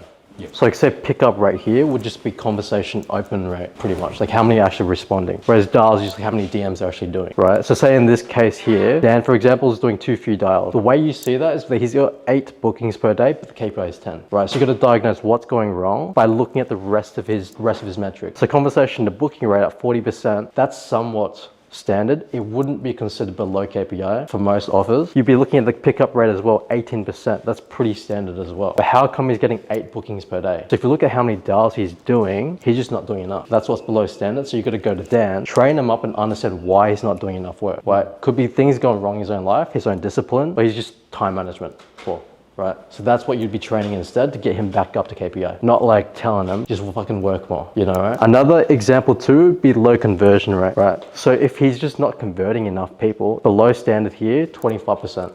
Which means whether that's skill set, whether that's just his ability to understand where he needs to, you know, push for DMs, push for the actual booking, or his opener, the script itself is weak, right? Yeah. On the phones, it's just like his actual skill set in his voice, right? Most of the time. Right? We've been seeing that with our own offer at BNB as well. A lot of the setters there lack in poor skill set, right? Both in the DMs and over the phones as well. So the guys that are actually coming through, the way that actually shows in terms of the effect of the business, low show-up rate, low lead awareness, and a lot of the prospects coming in, they're not prepared to actually invest money. They're just here to get information, right? So we obviously want to optimize that to the point where most of the time they come to the call ready to just buy, right? It's just how do I just get started, right? How are you optimizing that structure? There's a proper, so let's say you're going through a funnel, right? You need to have your, of course, like, you guys know what a unique mechanism is, right? And then you need to have like your explainer videos, and then you need to have your breakthrough videos, which is essentially like pre-handling all the common objections. So you get that by asking your closers on the team, like what is the most common objections? For example, for our property offer that we're managing at the moment, why can't the landlords just do it themselves? Or like X, Y, Z, right? So you're essentially minimizing resistance and sales resistance when they're hopping on the call. Also, one of the big things that a lot of people do wrong when it comes to confirmation, right, prior to the sales call is they use email sequences to confirm the call. Email should only be used, I don't know if you guys follow like Jeremy Haynes or anything like that, but email should typically only be used essentially to help you drive value, right? We can send around 4 emails a day, 6 emails between maybe 48 hours, as well. It depends on the offer, right? The complexity and sophistication of the client. But you give them as much value as you can, and you don't do you do homework before the call, like a lot of, you know, crappy offers do, right? So if you give them as much value as you can, you give them assets they can click on and learn, you're indoctrinating them, and then you're decreasing their sales resistance and you're giving them value. Therefore, when they hop on the call, they're more lenient towards buying. So now we've got scenario 3 where they're just spending way too long on the calls. Right. If this is in DMs, they're just not going for the close. Yep. They're not going for the booking. He's taking forever just fucking texting. Right. So the way you would see that is literally through looking at it would show in his conversation time. or how many DMs it takes, how many texts it takes to get to the actual booking in itself, right? So these are things that you got to be tracking. As a manager, we'd be tracking this essentially daily. Yep. Just going through the system, looking at all the numbers so we can make sure everything is on point, right? So that's like the granular work that we have to do day to day. Get a VA to do it as well, and like Yeah. just kind of report to you and just sort of delegate it. But it's good to understand the skill set itself. Yeah. The mistake most managers do is they'll try to use like fancy AI systems and all that to track all this stuff. But most of the time, you just don't know when something's going to break with that. So it's best to know it yourself as well. So training a VA to properly go through, scrape all that data for you. Yeah. So the main takeaways with this part is like we need to track the granular details to understand the inefficiencies within your sales machine, right? Otherwise you're gonna have leaky holes, you're not gonna know where something's going wrong. Like for example, most of the times like, oh, our closers aren't performing. But it's not the closers, it's the setting process. Most offer owners fix too many things at once. Like my mentor says, you fix one variable at a time, right? And if you fix one, maybe that's probably the same with marketing, right? You fix one variable at a time, and then if it leads to a positive outcome, you keep it and you fix the next variable if needed. If not, then go back to step one, right? Then at least you can spot the inconsistency and understand like where the actual issue is, okay? Yeah. Essentially, if you just literally double your setters activity, the revenue of the business would double. Setters is, in my opinion, setters have more of an impact on the sales cycle than closers do, right? Because an elite closer can close bad leads, but not a lot of closers are elite, right? So like if you just have setters that are very dialed in and they understand the process like very, very well, that just allows the entire sales process to be so much easier, and you can have B players on the team and still convert at a really high rate. Does that all make sense? Is there any questions so far? How are you sourcing A-player setters? You become an A player and you have a good network, essentially. Or you can like, if you know sales coaches, or we have a lot of like networks and communities that we coach in, train in and stuff like that.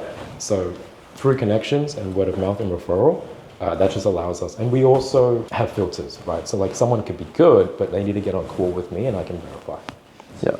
Make sense? Because like outside of this stuff, like sales coaching wise, you can turn B players into A players just 100%. with the right systems in place. Yeah. Because like if you rely on just A talent, if they leave for a better offer, you're screwed. You got no systems behind you. Would you recommend mastering the skill yourself first, so then you can identify what an A player setter is, or get an A player setter in so you don't lose revenues starting off?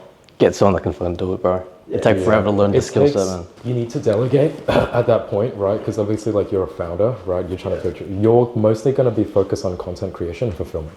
Right, like that's your strongest suit. That's the lever that you want to pull on the most. So that's why people have like marketing agencies or sales operation companies specifically for that pain point. So pretty much once you've actually sorted out the setter side, now it's show rate. So with show rate, there's so many different things that could be impacting the show rate within itself, whether it's marketing, whether it's the VSL, or that's literally the setter process, the setter handoff to the closers. So we'll go through that. The whole idea is essentially if you maximize your show rates, that's the next highest level to pull to increase revenue. For a lot of the times, what you'll see, you got to understand first, like why don't some prospects just show up to the call? Right? Whether it's through the DM process or the phone call process, we need to understand like where that's going wrong. So identifying where that's coming from. The whole idea is to get the closers to maximize their output per day. Because at the end of the day, they're the people making you the money. So you want to make sure that they're taking as many calls as possible. Low show rate as well can start to affect the closer's ability to just even want to work as well. I don't know how many of you guys have been closers here before. Like having low show rate, you're fucking sitting there all day, you're stressed out, you don't know what you're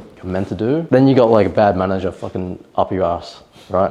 Trying to make you work. We want to make sure that this show rate itself is tight because that's the best way to maintain a strong team. Also, show rate is not the root cause, right? What I mean by that is like what's behind someone no showing, right? So there's a few different reasons, like, and that's why having a proper sequence before your call is so important. I've been on so many courses and mentorships where I have no show the call because like they have not given me any value before the call, and it's like your consciousness, like your sort of buying pocket starts to diminish as time goes on, right? So if you look at your diminishing your buyer's intent, and as time goes on, it starts to drop down, right? Yeah. So what you want to do is you want to keep the buying intent high through giving them as much assets as possible, not being annoying and reminding them, but giving them as much value as possible, which is why our strategy and like in terms of confirmation, typically 70-80% show rate. Right, once it's actually implemented and the infrastructure is done. Also, copywriting is really important. Don't just do something generic in your email templates. Please don't. Like actually do go to market research, look at your ICP, understand what are their pain points, what are their desires. Go to Reddit, go to like different forums, understand their language patterns, and then use that to cater the copywriting towards that.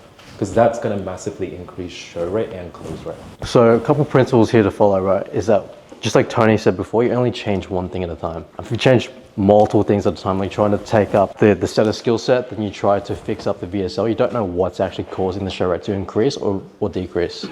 So we want to go by around 15 data points per time, which is about 15 calls, right? So if 15 calls booked, how many are actually showing up? Then you track the next 15. That way you can track if something is improving or not improving, right? So if you add something, it's not increasing anything, you take it away, try something else. So we've got a couple things here, different ways to go and do that. The easiest way is initially to just book in appointments within a 2-day period, because that's statistically shown to have higher show rates than 4 days plus. Other side too is increasing the availability of the closers. So we want to make sure that as the closers can take up as much capacity as possible without it being detrimental to them, it also being sustainable, but also that we can go through the different time zones. Because most of the time we have different demographics across the world. We want to make sure that we can span out as many open slots as we can per day, right?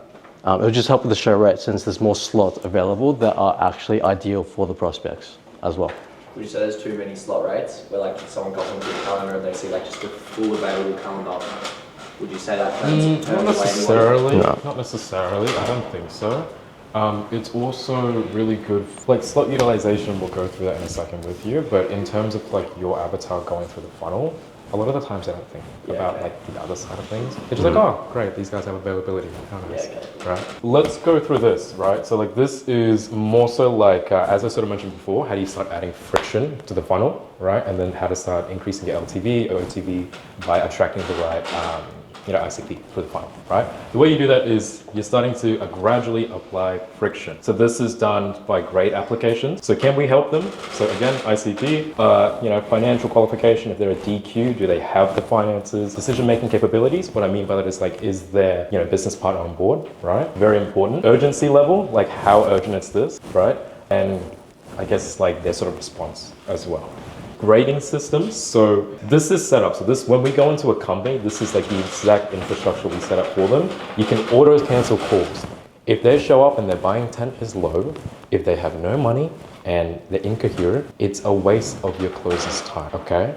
So what you want to do is you can auto cancel that. You can do a setter triage if it's like maybe a B tier lead. You can start doing, you can send to closer. So tier 4 is the highest quality, right? So what that does for you is it gives the best leads to the best closers. It increases competitive culture within the team and it just allows you to print more cash. Now, another thing you can do as well is to have a VA that you train up. Make sure they've got good communication skills as well. That way they can just go through. They don't have broken English or anything like that. They can confirm the texts for you, right?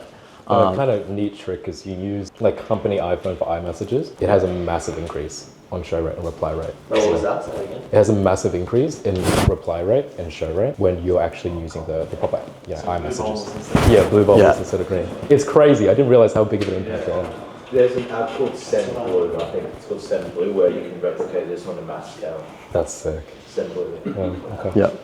This is what Tony was talking about before, where we basically just want to spend on emails with value rather than confirmations. Confirmations, like at least are just pissing off prospects and everything. I've personally just not shown to calls because they just over-confirmed. And I thought, fuck that. So you want to make sure that you're sending good value with a good cadence as well. You can up it up from like 3 confirmations or 3 value adds before the actual meeting or up to 6 per day, right? And if you guys are in marketing, you can do retargeting campaign before the call. It's really important and it's actually phenomenal, right? It helps a lot. It is really good. Combined with like, it's called a hammer strategy. So like you hammer them with retargeting campaign, plus you have like 6, maybe 8 is overdoing it, depending on like the booking window, 6 to 8 emails of pure value specific to their pain point and desire. That's when show rate comes like 80% and it's very well ordered. Now, another strategy here, this is lower lever. If you can't implement the rest aren't massively improving the actual show rate, you can implement double bookings to maximize the slot utilization rate. Because at the end of the day, if we can't just fix the show rate within itself, we want to make sure the closer's taking as many calls per day as possible. So for example, Sam, when he first started working with me, my first week with him, he was only taking like 2-3 calls a day? Sometimes more. Literally all I told him was like, fuck skill set, fuck everything else. Just make sure you're taking twice the amount of calls per day. So whether that's through double booking or calling other leads, bringing them forward, that way he can just take more calls. And as a result, with his close rate was around 30%. He would close every 1 in 3 deals. So literally within his first week, he made like 5 grand commission. That's 50K collected for the actual business in itself by fixing the one thing, right? Not fixing skill set or anything like that. Double booking is a really good strategy to do that. You can do that for low grade applications as well, or people that just haven't confirmed within 12 hours. You can also rebook and no-shows as well. This is like the lowest of the low in terms of like leverage. No-shows, just rebook them back into the calendar to increase the amount of calls being booked on, right? That way you don't need a new lead or anything like that every single time. How do you frame the appointment for people that are aware that it's going to be a sales call? Hey Nathan, I think you opted into the ad at the moment. I think you were wanting to possibly transition from your career at the moment. Was that correct? Yeah, maybe. Oh, why is that? Just curious, bro. In what way? Just saw the ad and it seemed like a good opportunity to potentially look at. How do you mean by good opportunity? So what I mean by that is like my life right now is just miserable. I just want to do Miserable? miserable, yeah. How do you mean by that? Family is like my family hates me because I'm not making enough money. Okay, well, what are you currently doing for work at the moment? I'm a cleaner. Okay, and how long have you been doing that for? 4 years, man. 4 years. I mean, brother, if it's been 4 years and you've been feeling this way, like what sort of shifted recently where you're actually wanting to make a change? Like what's actually shifted recently? I saw this guy online and he seems to be making it, so that's why. Okay, and what did you see specifically that made you click on this ad? Because there's so many ads out there. Just fit my lifestyle. I think it gave me a look into exactly what I want. What is that? And that is just where I can travel around the world whenever I want. Why is that important? Because at this stage of my life, I just want to travel more. And I guess like how much money do you feel like you need to be making to actually facilitate that life, in your opinion? 15 grand a month. Okay, what are you currently at now? 2 grand a month. Okay, bro. I mean, look, I'm not even sure if we can help yet. What we can do from here is like, in order for us to get you to 2 grand a month to 15 grand a month, what I can do is possibly book in a call with you, and I can kind of go through the entire process and actually see if we can actually help you set up a business so we can, increase you to 15K per month. Would that be helpful? Yeah. Are you sure? Yeah. Okay, perfect. I'll book you in. What time? Right, so quick, simple, a setting call should only be around 3 to 4 minutes. Setters overcook calls. There is no need to overcook a setting call at all. Okay. Any questions as a prospect? As a prospect? Yeah, how did that feel? That felt like it was, like you're using a neutral tone. Yep. And that's what I like as a prospect. Why do you think I did that? To reduce the sales resistance. Okay. And was it quite conversational? Yeah. Okay. Much less scripty, if that makes sense. That's because you use your tonality and you weren't like reading off the script. Yeah. At the end of the day, like if you look at a prospect, they're there because they have a problem, right? So your job as a setter or the closer is to literally uncover the problem. Because without the problem, why the fuck would they even show to the call, right? So like that's the whole point of the discovery process, to understand their problem before we go for anything like the pitch or even booking for the call. And I can sort of break down the call, right? So what I did is 3 main parts you want from a setting call, okay? First is like, what is their current situation? Second is invoking urgency. So I ask for time, right? So like, how long has it been since you felt this way? It's been 4 years. And then I increase urgency by asking, like, what should have shifted recently? What was the, straw on the camel's back that made you, wanting to make a change? So that was the sort of timestamp as to why they wanted to make a change. And then why is it important for them? So like, what would that actually mean for them? Like the positive, I guess, influence having that transition would have, right? You don't want to negative sell too much during setting calls, right? It's actually quite off-putting. You can trigger sales resistance. So keep it high level, 3-4 minutes for a setting call, book it in, ideally within 24 hours, send them through the resources. And then what I did again is I pushed back actually twice. I was like, I'm not even sure if we can help yet. And at the very end, when he was a little bit uncertain, you could hear in his tonality, right? He was like, yeah, we can book it. Are you sure? You don't have to, right? Push back, pull away, right? And that makes him bite into it. Back to this, right, to actually increase the show rate. From a lot of guys, if you guys are struggling with low show rates, the best way to go about this is literally strip everything away from the pre-call confirmations. So no email confirmations, no text confirmations either. You just want to run a clean slate for around 15 to 30 calls, right? That way you can see your baseline show rate. You can leave things like pre-call VSL and all that stuff there so they know what the actual mechanism, what you're selling is, but that's the only thing you leave on. And based on that, you can analyze the data and see where your base show rate is. For example, most businesses, it'd be around like 40-50%. If you do 0 confirmations, nothing like that, now you know where your baseline is. From this point, you just add one variable on at a time. So whether that be like a lead grading system or having the VA come on and pre-call text all the actual confirmations, or having the actual reps themselves call the leads beforehand, right? And you want to make sure you can measure each, like every 15 to 30 calls, measure the data before you make any other changes. So if it's not working, take it away. If it's working, keep it, add on something else. Yeah, that's literally just the process. Use one thing at a time, every 15 to 30 calls, analyze whether it's working or not, and then repeat. If you look at the low hanging fruit as well, so you want to choose one quick fix before, so there's certain levers when you want to do this as well. Say one easy one is to just allow the reps themselves to confirm as soon as the actual lead books in. See if that works, try that for 15, 30 calls, or have the setter or the rep themselves do a 5-minute triage call, like confirm and qualify the actual lead in itself. Or make sure you have like a solid mechanism explainer video, add that on to the post-booking page, see how that changes the actual show rate within itself. Massive difference, by the way. Like having an explainer mechanism video plus all the breakthrough videos that handles all the objections, like it gives them so much clarity. And then making it frictionless and having a setter to call them up, like it phenomenally increases show rate. Right. And look, these are some more specific issues as well. So like say you have a lot of cancellations or reschedules. You want to understand what's actually causing that to happen. Like very specific things like bad Trustpilot reviews. A lot of leads could be doing a lot of research on you guys and they just might be showing canceling, rescheduling based on this because now they have lower trust on you as a company. You got to investigate that. You could also listen to call recordings of the actual setters themselves to see like what's going wrong, like maybe their conversions are low. So going back to the previous SOP, looking at their data each day, is the conversion rate for the setters dropping?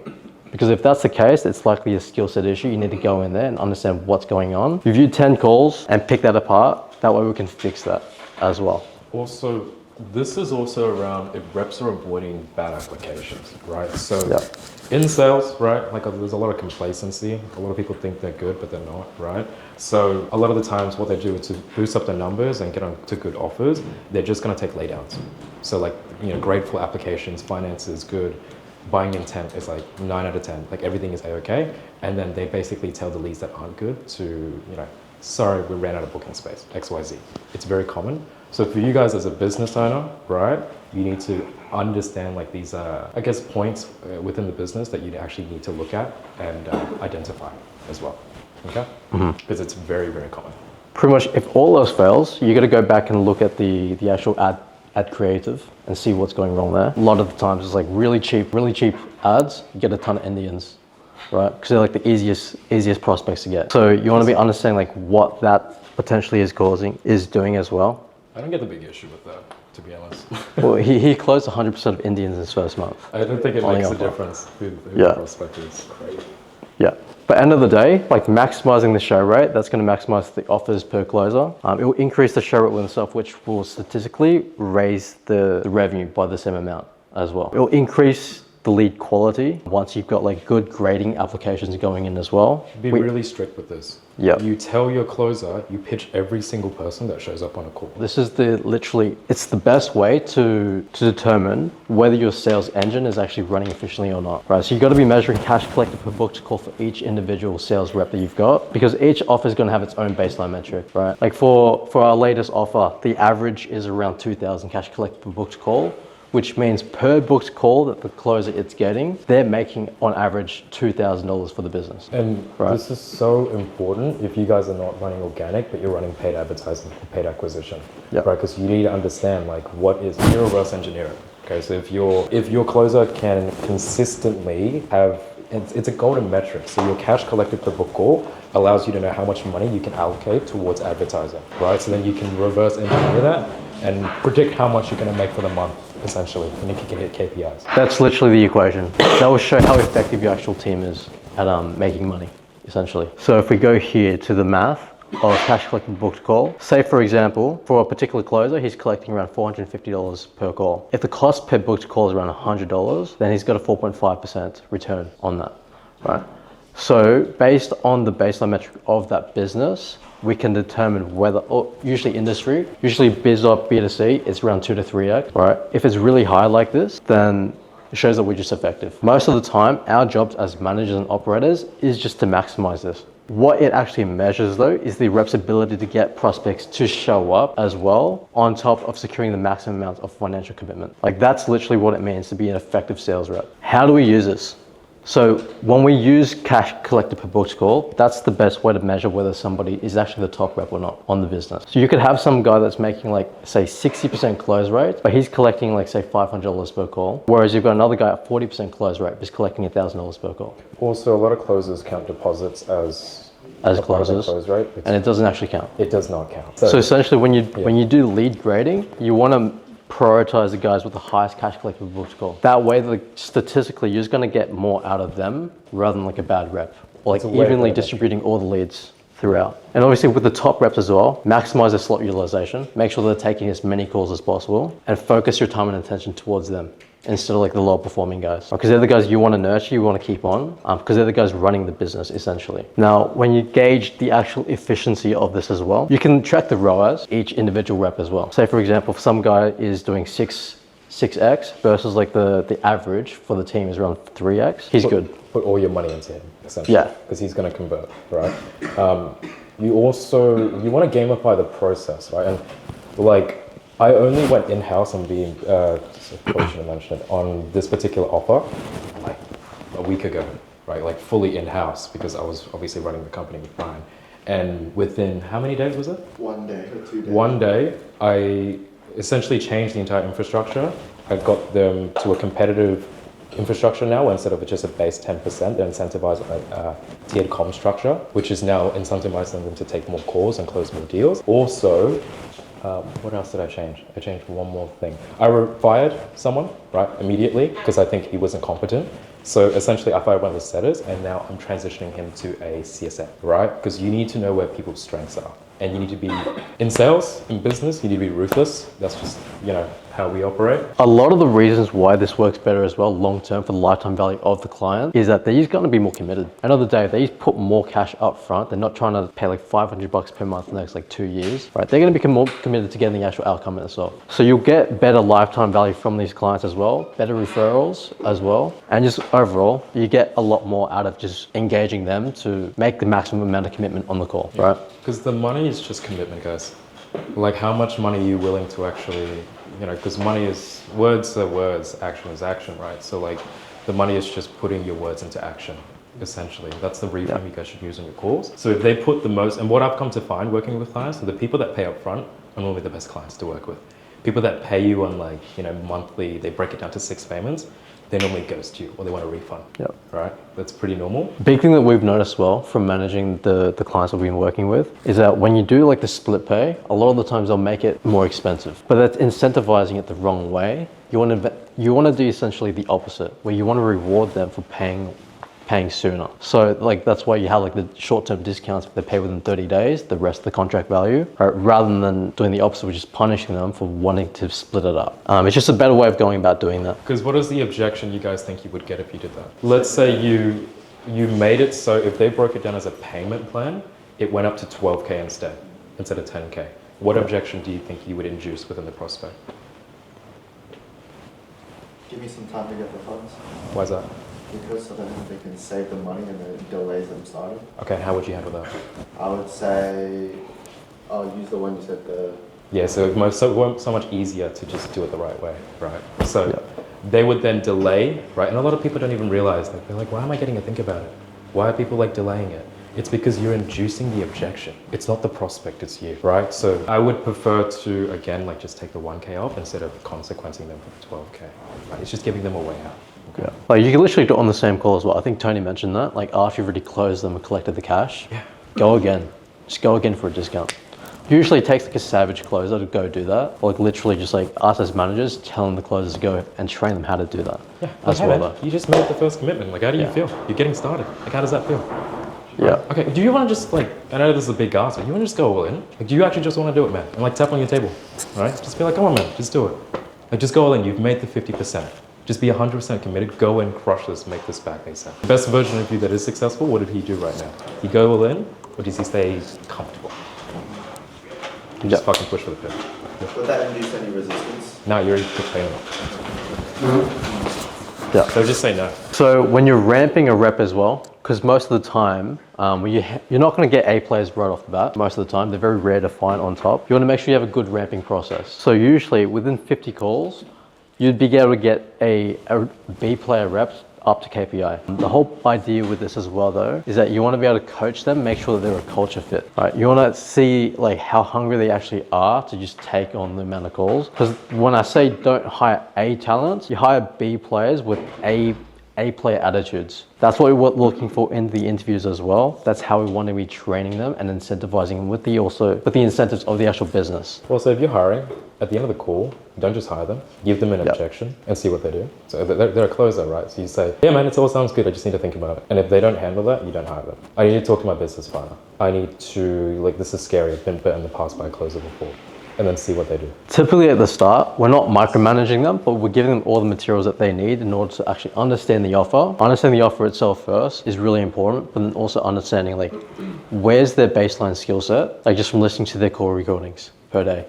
Right, so we know where their skill set is likely leaking, asking for a good call of theirs and a bad call of theirs, so that we can see their thought process as well, and then we can attach ourselves to that and start to make adjustments. You want to set some good expectations as well around, their own KPIs, attending meetings, etc. Get them to drill the script. I get my closers drill their script in 10 times a day out loud for the first week, right? You should know your script back to front. Because that's literally step one of getting good at sales. Just know your fucking script. And then on top of that too, get them to just indoctrinate themselves within the business. That way, like they're prepared to start taking calls, right? Get them to go through all of the testimonials. Because selling is a transfer of change, and the more conviction you have, the more ability you have to change someone's identity, beliefs, and shift their patterns. Yeah. Right? So that's how you start indoctrinating your sales team. Okay? So week 2, typically when they start taking calls, you want to start to feed them a few calls a day. You don't want to give them like one call a day. That's not enough. Most of the time, we're getting reps ready to be fully up to KPI within 2-3 weeks. Like that's ideal. Most of the time, industry standard is like 90 days. To get them fully ramped up. But if you do it right, you can literally do it within 30 days. So what you got to look for is like, how do they sound on the call? Are they coachable? Are they implementing? Are they coming back to you with feedback, with questions, right? And make sure that they're actually a culture fit as well. You don't want somebody on there that's not reflective of the same values as yourself as a business owner. Typically from 15 to day 30, that's when they're at full volume, they're at KPI. So that's what you want to be seeing once you're doing it right. Most of the time, where managers go wrong here is that they're just not watching the closers enough. They don't know where to coach the closers on. They just give them a script and tell them to go. Ideally, within the first 10 calls, it's 1 or 2 deals closed. And no adjustments to their skill set, just fixing their process. Making sure that they know what they got to do within the first 25 calls, close to or at KPI of the actual offer. Right. Yeah. Is that the last one? No, last one's indoctrinating, bro. Is anyone selling an offer at the moment? I mean, you can sell to me and I can coach you. Right, so I'm gonna give you an objection, I'll see what you do, and then we'll play it back. Okay, so. Number one, I've got a marketing and sales consulting company, so mostly marketing. And I have also a startup with 2 co-founders, a CTO and a CPO, so the Chief Product Officer. That's a more Web3 venture capital startup. But this is mainly for the agency. So we're a very lean boutique company. So we have 5-6 clients and I only optimize for those clients. So anyone that doesn't fit my very, very high benchmarks, I just boot them out before they churn as well. So churn doesn't really exist. All right, perfect. So today I'm just gonna go through client management, client retention, and revenue share. So obviously the other guys went through ads and acquisition, bottom funnel, middle funnel, and so all the way from the top. I'm gonna go through more the fulfillment side, the side that isn't as glorified usually. So number one, in terms of client management, there were three pillars to this. Number one is the handover from the closer or whoever is closing the call to the fulfillment to the CSM or to just anyone in client success. Number 2 is the onboarding funnel, and number 3 is the onboarding call. So usually people like to ignore these things because they're boring. But what people don't realize is that these 3 pillars, they set the foundations for the relationship long term and in the short term as well. So in terms of the sales call, at the end of the sales call, so after the closing, you should always be booking the onboarding call so the next steps are clear so they don't get buyer's remorse straight away. And what you should always be doing is hyping up the account manager or the CSM at the end of the sales call so that they actually get more confidence moving into the next steps of the fulfillment process. What it basically means is the lack of clarity equals buyer's remorse. And buyers are more remorseful within the first 24 to 48 hours because they go, oh shit, I just spent $6,000. Like, should I have been doing that? Or they go, oh, I spent $6,000. Should have gone on a holiday with that. Number 2 is the onboarding funnel. So create it on ClickFunnels, Framer, whatever website developer, or even host it as your own course on WOP. So if you have a bunch of courses, just make a onboarding course in itself, and then you can use a Google Doc, Gamma, presentation, or Loom style. That's what we have, but we're changing that. And set up a button so that you force people to watch till the very end of the video, so they can't skip it and just go through the whole thing and then not actually consume the content. Because it's really boring, but you have to do it anyways to set the right foundations, so that when clients go through all your activation points, which is in the fulfillment process, they're able to go, okay, I understand this, I know what's next, and you've set the right expectations. So the general structure, like you can take a photo of this if you want, but it's the intro video, so you introduce them, so you're like, congratulations for taking the leap of faith. You validate their feelings of fear instead of going against it. You're like, okay, like you are in a state of fear, it's okay, but you frame it to their benefit, and their benefit is, okay, fearful means change, fearful is good. So you reframe from fearful equals bad, fearful equals good. And then the onboarding form, fill in the onboarding form, find what is repetitive in the onboarding process and what you need from them, and then have it filled out. So what you can do is throughout your whole client success structure, there will be many small issues, small questions, and small objections, or small points of just friction. Add those friction points in, and whatever information you need from them, put it in the onboarding form. So it's called sort of like the feedback loop. Whatever friction you get, you put it back into the onboarding process, so that's smoother every single time. Number 3 is almost like a set expectations, general guideline to success call. So create a video going through like what makes a successful client, right? You go through the exact characteristics in terms of communications, what they need to do, what they shouldn't do, and you give them like an identity, or you give them a path of a successful client, and they just follow through step by step. And then number 4, you can blend 3 and 4 if you need, but number 4 is just giving them exactly where they should be in the next 0 to 90 days. So it can be a Miro roadmap, or can be just like 4 boxes saying 1, 2, 3, 4, 5. 5 is if you have an agency or anything done for you, like what you need from them. For example, you need videos from them, you need to connect the ad account, or you need them to, for example, if you do content, get onto like frame.io. Number 6 is a thank you video. Basically number 1, but like a little bit shorter. And then tips and tricks. As you get more clients, I've repeated this before, but as you get more clients, find out what is repetitive and what needs to be emphasized the most, and put that on the onboarding funnel in itself, right?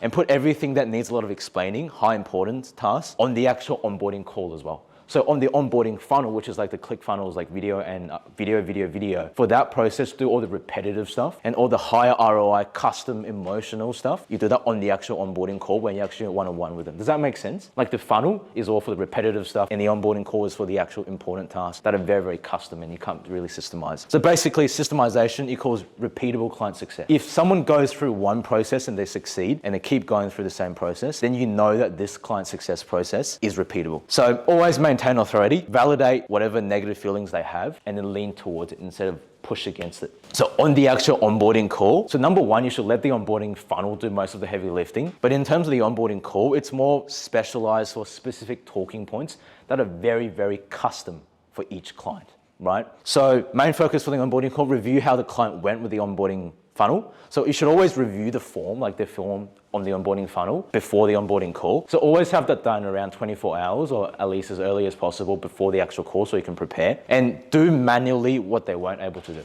So for example, the clients I work with, which are more brick and mortar local businesses, when they fill out the onboarding form and when they do the onboarding process, they get stuck because they don't know how to use computers. So then I have to kind of fix that and answer any further questions they have. They usually have that 1 or 2 lingering questions, and if you don't answer them, they will come back and just destroy the whole client success process later on. So main focus, create that first impression within the first 24 to 48 hours to maintain that client success overall. And always ask for the input within the onboarding call. And one question that I like to say that I got from my mentor as well is, this is what I need from you, X, Y, Z, A, B, C, D. Okay, but what do you need from me, right? Once you ask that question, it creates a perception of a partnership rather than, hey, you're servicing a client and give them a product. Find out if they're an ICU client, so a pain in the ass client, which means they're annoying, they text you too much, stuff like that. Prepare to set more authority, credibility, trust, depending on what the exact problem or what the exact constraint is in that relationship. ICU means what an ICU means, intensive care unit. Like at a hospital, there's an ICU.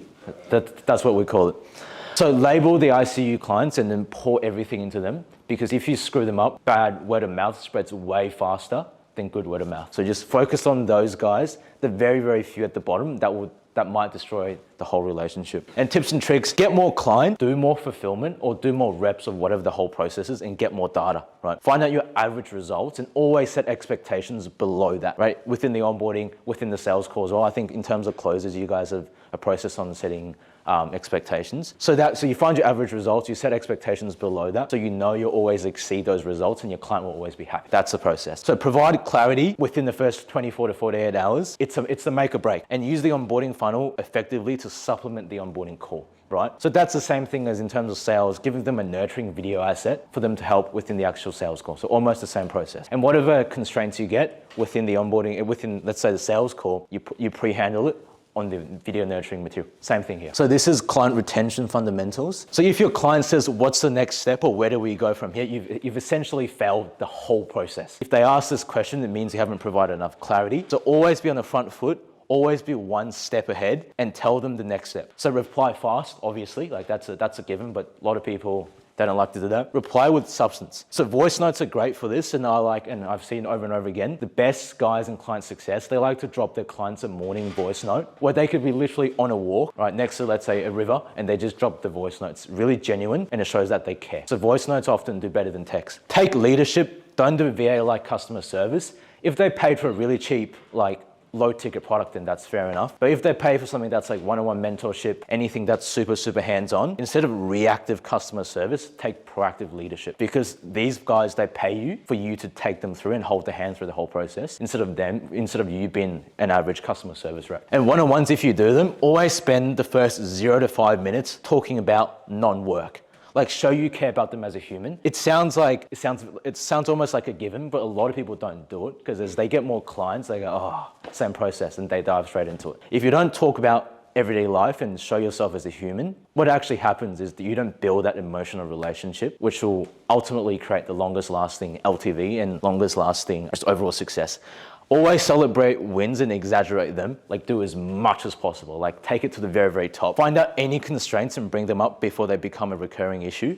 Probe and go deep. So this is a cool little tip here. You should have set expectations in the onboarding that you're not perfect and can't be expected to be perfect, so that when issues come up, you actually have wiggle room to fix those mistakes, and clients will actually be very, very appreciative of it. Right? If you set expectations that you're a perfect person and you have one screw up, they will pin you and they will try and kill you with it. But if you set expectations that you're not perfect, you're a human, you're a business, you make mistakes, and you actually come across a constraint, they will actually work closely with you and be more collaborative to actually solve that issue. And stop telling them info that they don't care about, especially within the one-on-one call. If you do marketing for contractors, they don't care about like CPM, CPC, CTR, whatever. They don't understand CPM, CPC, CTR, so don't tell them. You might feel like you're doing really good customer service by sending them a 10-minute Loom or a PDF every single week. They don't care, they don't go through it. If they go through it, you might actually cause more friction because they'll be like, oh, is this good, is this bad? And they might pin you on every single point. That wasn't an issue, but you've made it an issue by showing them, giving them too much information. So for that case, obviously for my case, don't do looms or reporting, it's a waste of your time. So for what I do specifically, I know my clients suck at sales. So on the onboarding call, even though I run a marketing agency, on my call, I don't even talk about marketing. I go, are the leads good or not? They're good? Cool. And then I spend the whole call going through exactly why they haven't closed a sale, even though I'm very, very marketing focused. Vice versa, if you help marketers, like literal marketers with marketing, then you should probably go through those stats and not go through sales, obviously. So find out exactly who you're serving, what they want, what they're scared of, what they really, really need deep down, and just give that to them, right? When you're a marketing agency, you think, oh, if I talk all about marketing, people will appreciate it. Instead, you should go lay it down and go, what do they truly, truly want? For example, for contractors, they just want revenue, like all business. So talk about what's the constraint that's stopping them from actually getting the revenue, which is actually sales in itself. Churn, this is like a topic that not a lot of people talked about. They can go online and post, I signed 3 new clients this month, but in brackets, they could say, hey, I didn't tell you, I also lost 3 clients this month as well. So what that means is your business has grown by 0% and you've wasted time, even though you look at your Stripe dashboard and you've collected like 30 grand, let's say. So reduce churn by detecting problems early, set expectations, and build real human relationships with them. Just don't act like a robot, like don't act like an AI, like ChatGPT. So your clients are human, be human, treat them like a human being. Also, this is a little bit more of an advanced thing to reduce churn as well, but create an upsell or a product that creates stickiness.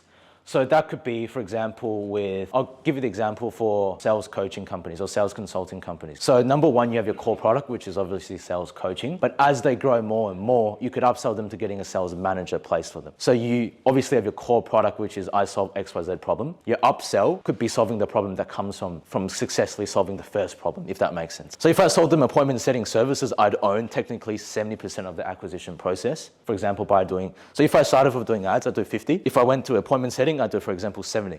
And if I did done for you closing and I did everything, I'd own 100% of the process. The more of the process I own, the harder it is for them to leave. Because if they take away all of that, then they lose the whole acquisition process overnight. And what that also means is that they lose the whole business overnight, because without any revenue, they just die. So don't overdo products though. Find a sweet spot, find what sticks, and just go with that. How would this work if you're getting paid up front? Like I know for you guys, you do revshare, but you couldn't implement stickiness if they're paying you 10 grand up front, because that's like a service you have to maintain over 6 months. So we actually upsell them onto like $6 per month retainer. So it becomes big rev share with big retainer, and that's the sweet spot for all of us. So another advanced tip, find every point of friction on the onboarding process, and this is more for long term. Find every single challenge or issue in the whole fulfillment process, and then go back and revamp onboarding every month or every month and a half, like every 60 to 90 days. Just like the same thing on the sales call, so I gave the example, and create the feedback loop that you would get in sales and marketing. And another tip is document all your failures and how you fix them.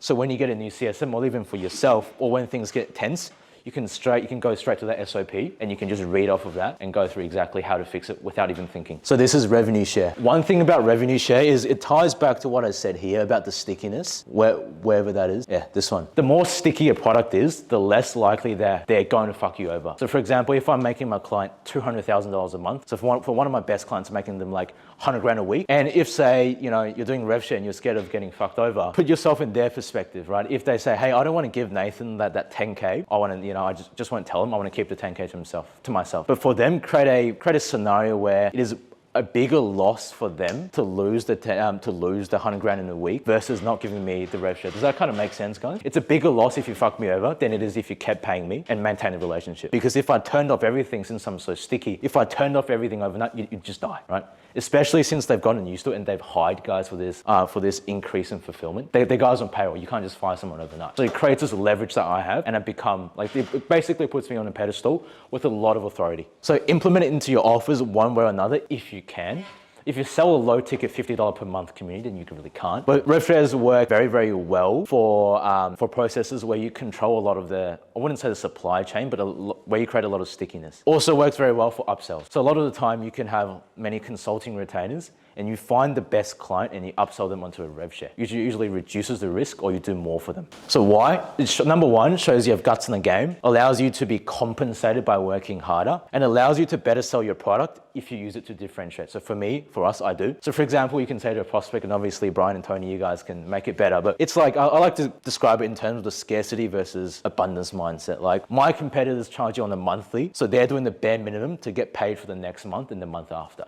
So why would they be incentivized to go above and beyond if they get paid the same? So whereas I will go above and beyond because I will know I'm compensated for it, right? Because you have to make it clear that everyone's here to make money and no one's a charity. So ultimately, if you use that, it allows you to kind of push it forward. An example could be 5K per month versus with 10% rev share. This is referrals and testimonials. Always ask for referrals at the climax of their success. Give them a financial incentive. So I think you guys went through this.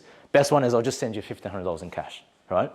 And sending that, you might feel like, oh, I'm losing $1,500. But if your CPA, let's say, is $1,800, then you effectively got this client at a very, very big discount. So understand their pains and desires. Ask for a referral or a testimonial as soon as you either alleviate that specific pain or get that desire that they initially told you and went deep on within the sales call, right? So they're the most keen and authentic and excited then, and it reflects onto your prospect if they see the testimonial or if they get referred. Sure. Can you give us an example of a point where you would ask for the referral? Sure.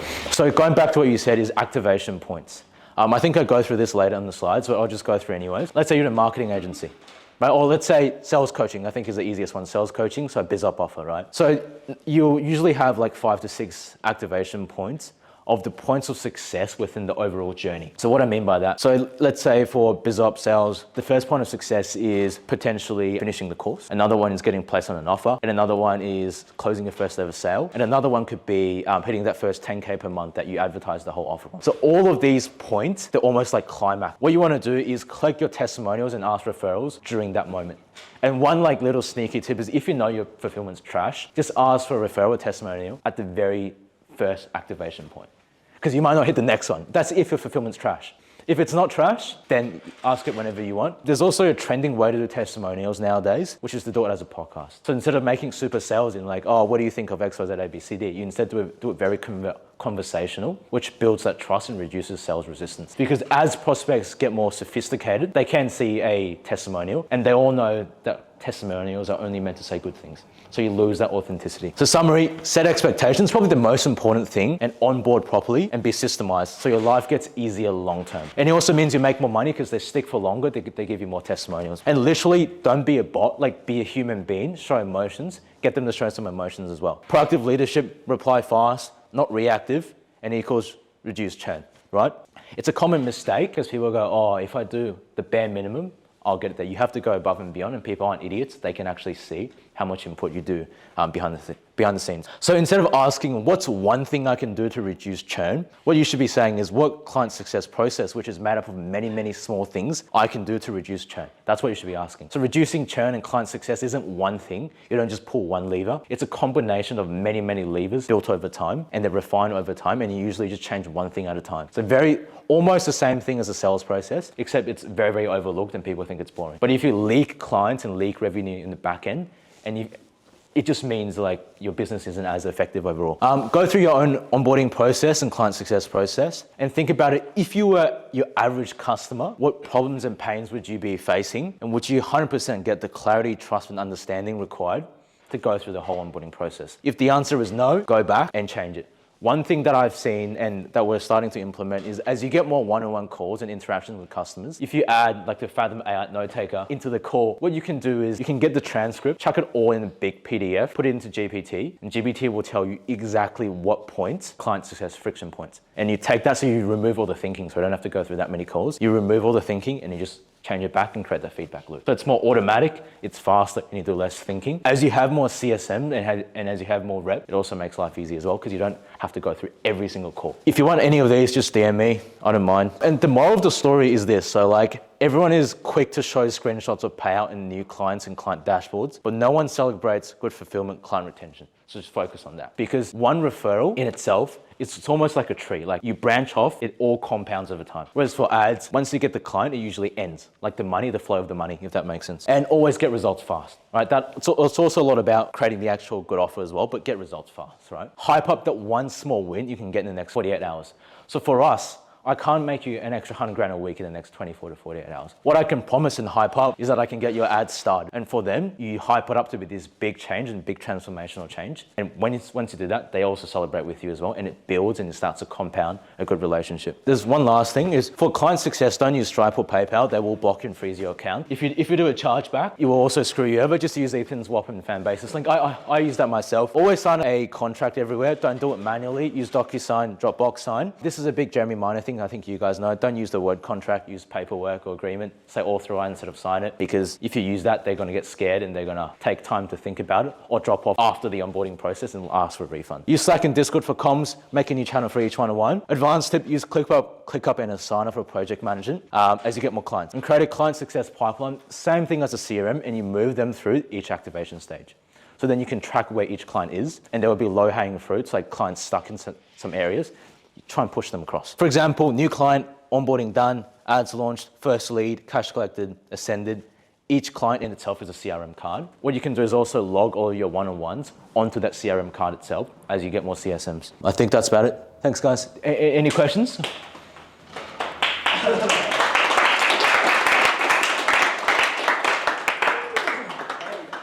Anyone have any specific questions around their process? It's maybe for like testimonials. Sure. There's like a few ways you kind of mentioned, like one being podcast, another being like a direct video. Yeah. Do you do like Google form sheets or is that? Oh yeah, we actually implemented that.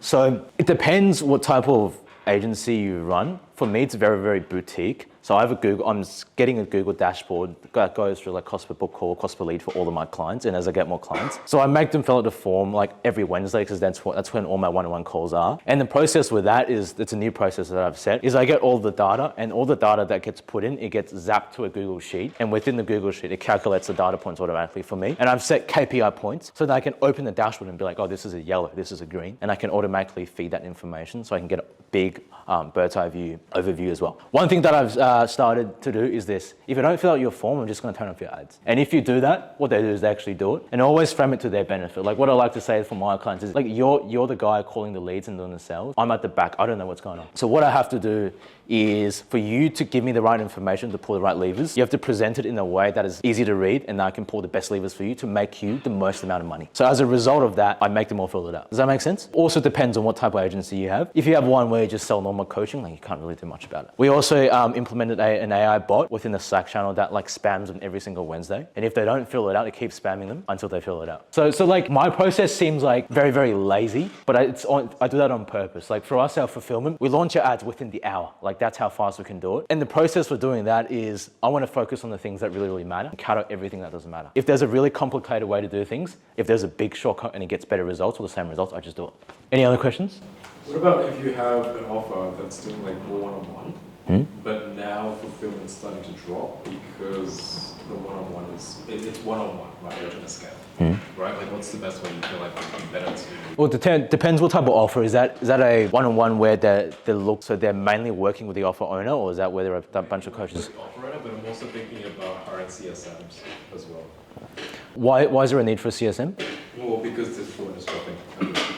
Dropping because there aren't enough slots, or dropping because the person isn't able to handle as many clients? Not able to handle as much volume. Document the whole process start to finish. Like how do you take someone from point 1 all the way to point 6 or 7 throughout the whole activation points? Once you document the whole thing, you get them to follow, you get them to shadow, same thing as onboarding and closing. Okay, yeah. So exact same thing, but watch out for churn. Instead of like close rate, watch out for churn. What you can do is, it depends what process you have. You can get them to do upsells, or you can obviously implement a closer to do upsells, or you can have the offer owner to do the upsells as well. But KPI them on upselling and creating more revenue within the business. Because otherwise it's hard to quantifiably track client success, right? You can do stuff like, how was your week? 4 out of 5 stars. Like that doesn't really do anything. You need to track it one way or another and provide some type of commission or a rev share based on that. Like sort of an incentive model. Yeah. So for example, what STSO Cole Gordon has, so they do like 2.5 mil a month, is obviously they do sales consulting. So their CSMs are obviously very, very professional sales reps, probably best in the game. So they do the upselling, and when they upsell, they get commissions based on that. So it further incentivizes them to upsell. And obviously to upsell, if the client isn't happy with the original product, then they would never upsell, right? So that's forcing them to do better fulfillment and then forcing them to upsell, which is what you ultimately want. And you can give them a percentage of every single customer, or you can give them a flat fee per customer as well. Thanks guys, cheers.